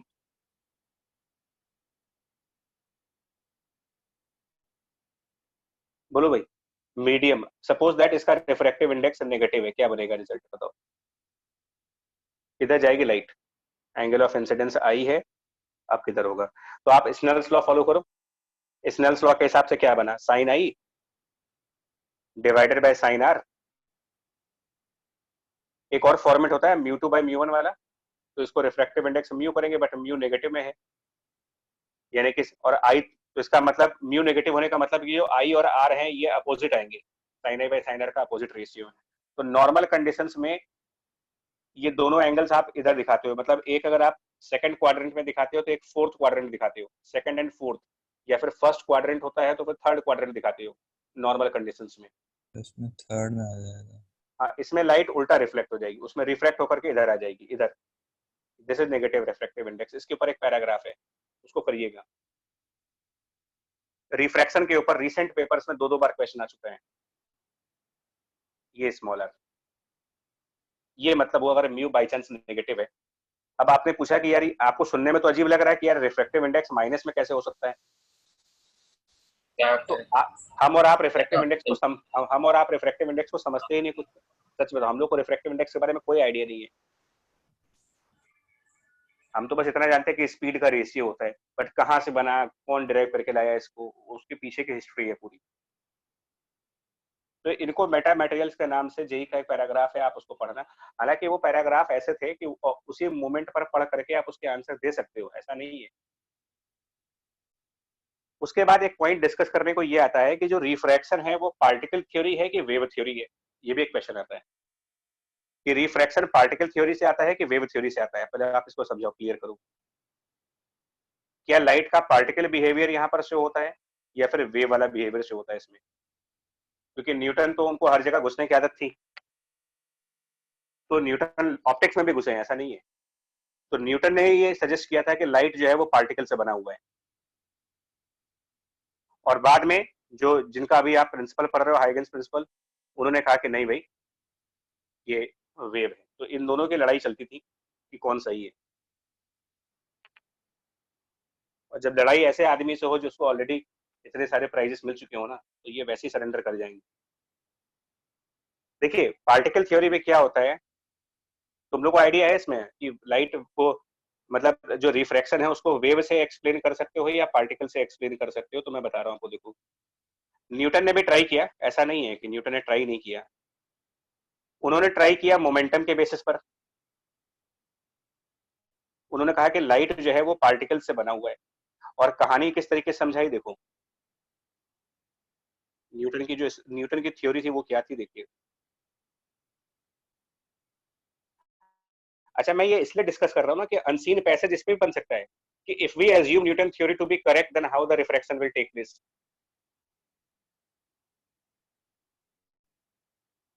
न्यूटन का कहना यह था कि जो लाइट है वो पार्टिकल है, तो जस्ट लाइक एक पार्टिकल, माने अगर एक पार्टिकल है जो किसी वेलोसिटी से आया, मान लो u वेलोसिटी से आया, थीटा एंगल पर आया, m मास का पार्टिकल टाइप मानो उसको। न्यूटन का ये कहना था कि लाइट एक पार्टिकल होती है, और जैसे ही वो एक मीडियम से दूसरे मीडियम पे जाती है, तो ये जो इंटरफेस होता है जहां पर वो दोनों मीडियम से एक दूसरे से सेपरेट होते हैं, इंटरफेस, यहाँ पर एक कोलिजन टाइप फिनोमिना होता है और एक इम्पल्स मिलता है इसको, मतलब फोर्स मिलती है। ये न्यूटन की अपनी, क्योंकि उनको तो फोर्स के अलावा कोई दिखता तो था नहीं भाई। फोर्स, मोमेंटम, मास, इसके अलावा न्यूटन को लाइफ में कुछ दिखा ही नहीं कभी। तो जो भी एक्सप्लेनेशन है वो इसी बेसिस पे देते थे वो, कि भाई पार्टिकल आया, सरफेस पर गिरा, मास पे फोर्स लगा, और उन्होंने कहा कि फोर्स नॉर्मल डायरेक्शन में लगेगा। तो उनका कहना था कि जब फोर्स नॉर्मल डायरेक्शन में लगेगा तो वेलोसिटी का जो नॉर्मल वाला कंपोनेंट है वो रिड्यूस कर जाएगा, क्योंकि इस वेलोसिटी का नॉर्मल कंपोनेंट नीचे की तरफ आएगा। अगर आप इसे u को रिजॉल्व करेंगे तो इसका कंपोनेंट नीचे की साइड जाएगा, इधर की तरफ। और जब ये बाउंस करेगा, कोई भी चीज सरफेस पे गिरेगी, तो फोर्स उस पर ऊपर की डायरेक्शन में जाएगी। तो उसकी वजह से इसकी वेलोसिटी का जो नॉर्मल कंपोनेंट है वो रिड्यूस कर जाएगा, यानी कि ये वाला कंपोनेंट जो इधर की तरफ होगा, u cos थीटा, ये कोलिजन से रिड्यूस कर जाएगा, और u sin थीटा जो है वो एज इट इज रहेगा, टेंजेंशियल कंपोनेंट। और ये वैसे भी आप क्लास 11th के मैकेनिक्स में पढ़ चुके हो कि अगर ऑब्लिक कोलिजन किसी सरफेस से होता है तो उसका नॉर्मल वाला कंपोनेंट कोलिजन में चेंज कर जाता है, और टेंजेंशियल वाला कंपोनेंट अनचेंज होता है अगर वहां फ्रिक्शन नहीं है तो न्यूटन ने भी यही कहा कि भाई एक ऐसा होगा कि ये जो बॉडी है इसका टेंजेंशियल कंपोनेंट तो यही रहेगा, लेकिन ये वाला कंपोनेंट रिड्यूस कर जाएगा। अब लेकिन आप ये बताओ, अगर आप इस थ्योरी को प्रपोज करो, इस थ्योरी को एक्सेप्ट कर लो कि ठीक है, मान लेते हैं कि आपकी थ्योरी सही है, तो लाइट जाएगी किस तरफ? देखो जरा, लाइट का रिफ्रैक्शन होगा किस तरफ? मतलब जितना ये u sin थीटा है उतना ही बड़ा u sin थीटा आप इधर बनाओ, u sin थीटा को उससे बराबर बनाओ, सेम वेक्टर, और इधर डाउनवर्ड कंपोनेंट छोटा कर दो, डाउनवर्ड कंपोनेंट छोटा कर दीजिए, क्योंकि ये वेलोसिटी इंपल्स की वजह से रिड्यूस कर जाएगी। तो जैसे ही आप डाउनवर्ड, मतलब ये लेस है, ये चीज less than u cos theta है, उससे कम है, तो आप लॉ ऑफ पैरेललोग्राम लगाओ। लॉ ऑफ पैरेललोग्राम के हिसाब से क्या होगा देखो, according to law of parallelogram अगर थीटा जाओ चेंज हो जाएगा, तो थीटा तो चेंज होगा, तो थीटा अब आपका इधर आएगा, मतलब नेट वेलोसिटी इधर आ जाएगी। समझ रहे हो इसको? बिल्कुल उल्टा ही हो गया। तो लाइट, मतलब इनका कहना है कि लाइट इधर जाएगी, मतलब अवे फ्रॉम नॉर्मल जाएगी, मतलब पार्टिकल नॉर्मल से दूर जाएगा। ये इनका थ्योरी है। और एक और मजे की बात बताएं आपको, यस देखिए कोलिजन से पहले और कोलिजन के बाद की कहानी देखो जरा। कोलिजन से पहले इधर की तरफ उसका टेंजेंशियल कंपोनेंट है और इधर की तरफ उसका नॉर्मल कंपोनेंट है। टेंजेंशियल कंपोनेंट, नॉर्मल कंपोनेंट, और ये उसकी टोटल वेलोसिटी v1। और कोलिजन के बाद टेंजेंशियल कंपोनेंट उतना ही रहेगा, नॉर्मल कंपोनेंट रिड्यूस कर गया, v डैश नॉर्मल कर दीजिए कि नॉर्मल रिड्यूस कर गया, और इनका रिजल्टेंट उसकी टोटल वेलोसिटी है v2। और थीटा हमारा नॉर्मल के साथ एंगल है, मतलब ये एंगल θ1 मान लेते हैं और ये एंगल θ2 मान लेते हैं। एक बार देखो जरा, साइन ऑफ θ1,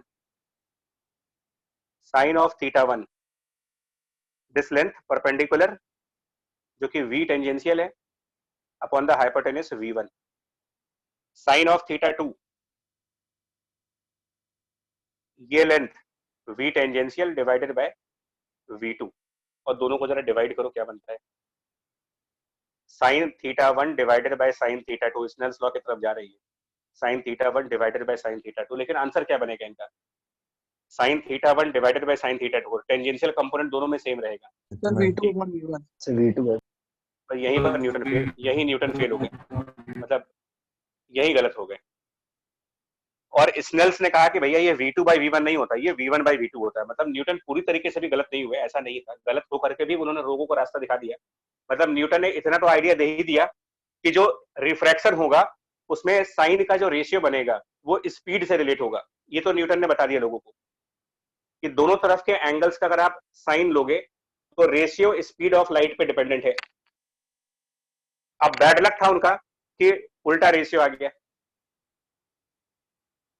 वो उनका बैड लक था। और वो क्योंकि अपने ही आर्ग्यूमेंट में फंस चुके थे, तो आप इसको आंसर भी नहीं पलट सकते, ये भी नहीं कह सकते कि आंसर पलट दो, जुगाड़ भी नहीं चलेगा, क्योंकि आप ही के लॉजिक से ही आंसर आ रहा है पार्टिकल मान करके। तो यहां से न्यूटन थ्योरी थोड़ी सी गलत हो गई थी फर्स्ट टाइम पर, कि न्यूटन का ऑप्टिक्स में मतलब एक तरीके से फेलियर है। तो ये आपके लिए भी इंस्पिरेशन भी है कि अगर न्यूटन जैसे आदमी फेल हो सकते हैं तो फिर हम लोग कौन सी बड़ी चीज है, जिसने प्लैनेट्स को डिस्कवर करके पूरा लॉ दे दिया, अगर वो फेल हो जाता है कहीं पर जाकर के ऑप्टिक्स में। ये उस पॉइंट की तरफ है, सुनिए ये उस पॉइंट की तरफ है बच्चे, कि न्यूटन जैसा साइंटिस्ट जब फिजिक्स की सारी ब्रांचेस में स्ट्रांग नहीं है तो आप कैसे स्ट्रांग हो जाओगे, फिर तो आप उससे बड़े आदमी हो गए।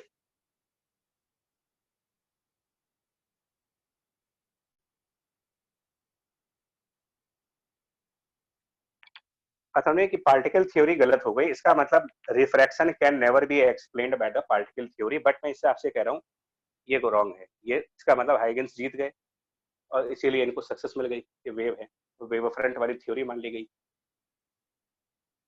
अब आपसे मैं इसलिए डिस्कस कर रहा हूँ, कभी कभी एग्जाम वाले क्या कर देते हैं ना, वो ऐसे कह देते हैं, सपोज द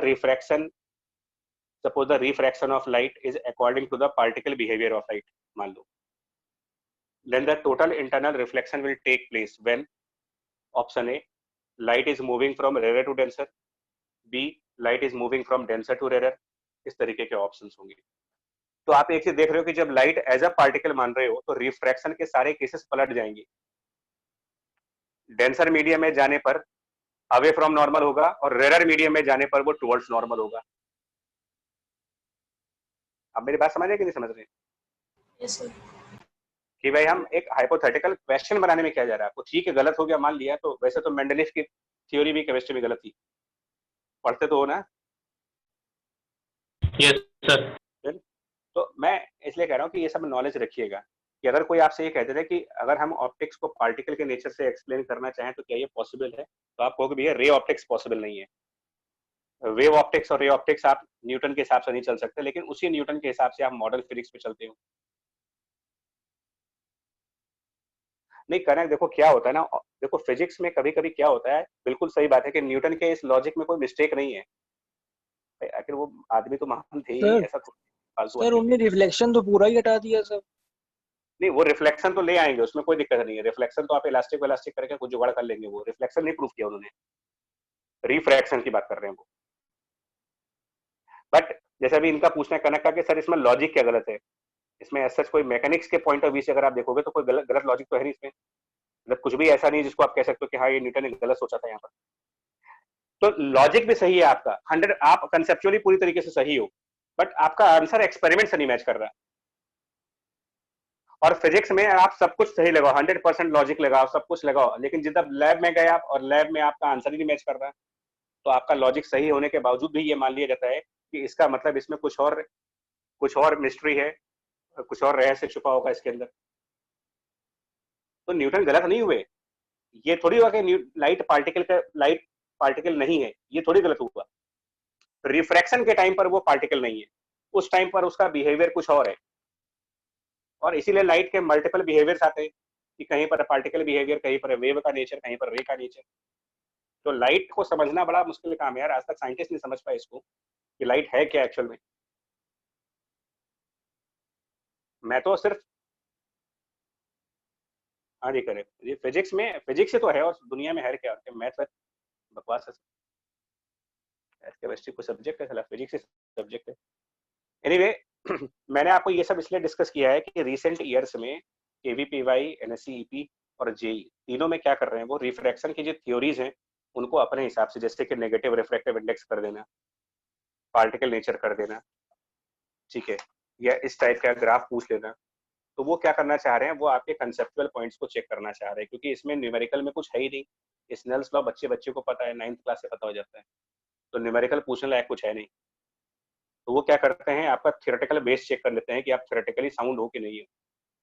तो मैंने ये सब तो बताया है, बट आप इसके अलावा कुछ एक्स्ट्रा पॉइंट्स भी जो मैंने यहाँ पर बताया आपको कि रिफ्रैक्टिव इंडेक्स मीडियम के किन कैरेक्टरिस्टिक्स पर डिपेंड करता है, जो इधर का, कि उसके इलेक्ट्रिकल प्रॉपर्टी पर, मैग्नेटिक प्रॉपर्टी पर, डाइलेक्ट्रिक कांस्टेंट पर, परमिबिलिटी पर, ये सब थियोरेटिकल पॉइंट्स हैं। तो मैं ये इसलिए बताता हूँ कि आप प्रिपेयर्ड रहो, आपसे किसी भी तरीके से क्वेश्चन पूछा जाए तो आप उसका आंसर दे पाए, मतलब ऐसा ना हो कि क्वेश्चन आए और आप फंस के बैठ गए। सिर्फ न्यूमेरिकल से तैयारी नहीं होती है।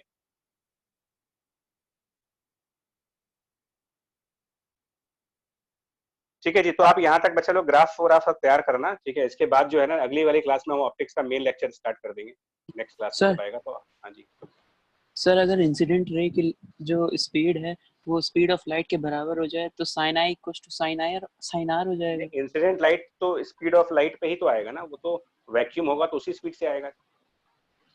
सर तो ऐसे तो सर इम्पल्स तो उस पे लग ही नहीं पाएगा सर। है जी सर क्योंकि इम्पल्स के लिए, सर क्योंकि इम्पल्स तो लग ही नहीं पाएगा उस पे, क्योंकि सर अगर उसी स्पीड से आएगा सर तो... नहीं, अब इम्पल्स की तो थ्योरी गलत हो गई ना यार, इम्पल्स की थ्योरी से प्रपोज किया गया था लेकिन गलत हो गया वो तो। यस सर, मतलब वो थ्योरी गलत नहीं है कि इम्पल्स लगता है, लेकिन वो थ्योरी इस सिचुएशन में वर्क नहीं कर रही है। तो ये मान लिया गया कि यार न्यूटन भी सही है, हाइगन्स भी सही है, लेकिन इस यहाँ पर हाइगन्स को क्रेडिट मिल गया कि वो जो कह रहे हैं उसके हिसाब से एक्सपेरिमेंट मैच कर रहा है, न्यूटन जो कह रहे हैं उससे एक्सपेरिमेंट नहीं मैच कर रहा। न्यूटन तो कई बार गलत नहीं हुए, आपके साउंड की स्पीड में गलत नहीं हो गए थे जब लाप्लास ने इनको करेक्ट किया था कि भाई वो आइसोथर्मल प्रोसेस ना होकर के एडियाबैटिक प्रोसेस। Yes sir. तो फिर गलत तो कई जगह पर फेल हुए हैं, ऐसा थोड़ी है।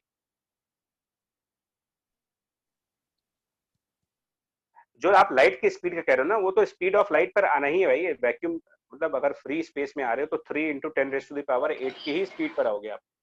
सर अगर v इक्वल्स टू c हो जाए तो sin i equals to sin r हो जाएगा। v इक्वल टू c कैसे होगा, जब मीडियम बदल गया तो v इक्वल टू c कैसे होगा, क्योंकि मीडियम आएगा तो डाइलेक्ट्रिक आना ही आना है, डाइलेक्ट्रिक आना है तो वो जो म्यू नॉट और एप्सिलॉन नॉट है उनको बदलना ही है।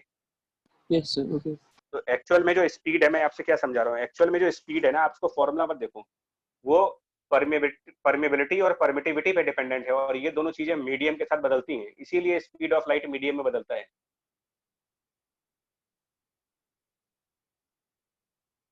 तो V इक्वल टू सी कभी नहीं हो सकता मीडियम है, तो ध्यान रखना।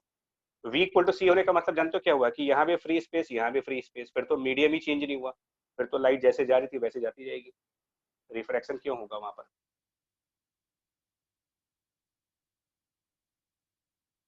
ठीक है जी, तो आप एक काम करना बच्चा, ये जरा लाइट के बारे में ना, ये जो बेसिक चीजें हैं थोड़ा सा इसको पढ़ लेना, तो न्यूमेरिकल पार्ट अब अगली क्लास में स्टार्ट हो जाएगा हमारा। ठीक है, चलो, थैंक यू जी। Thank you sir. Thank you, Thank you, sir. sir.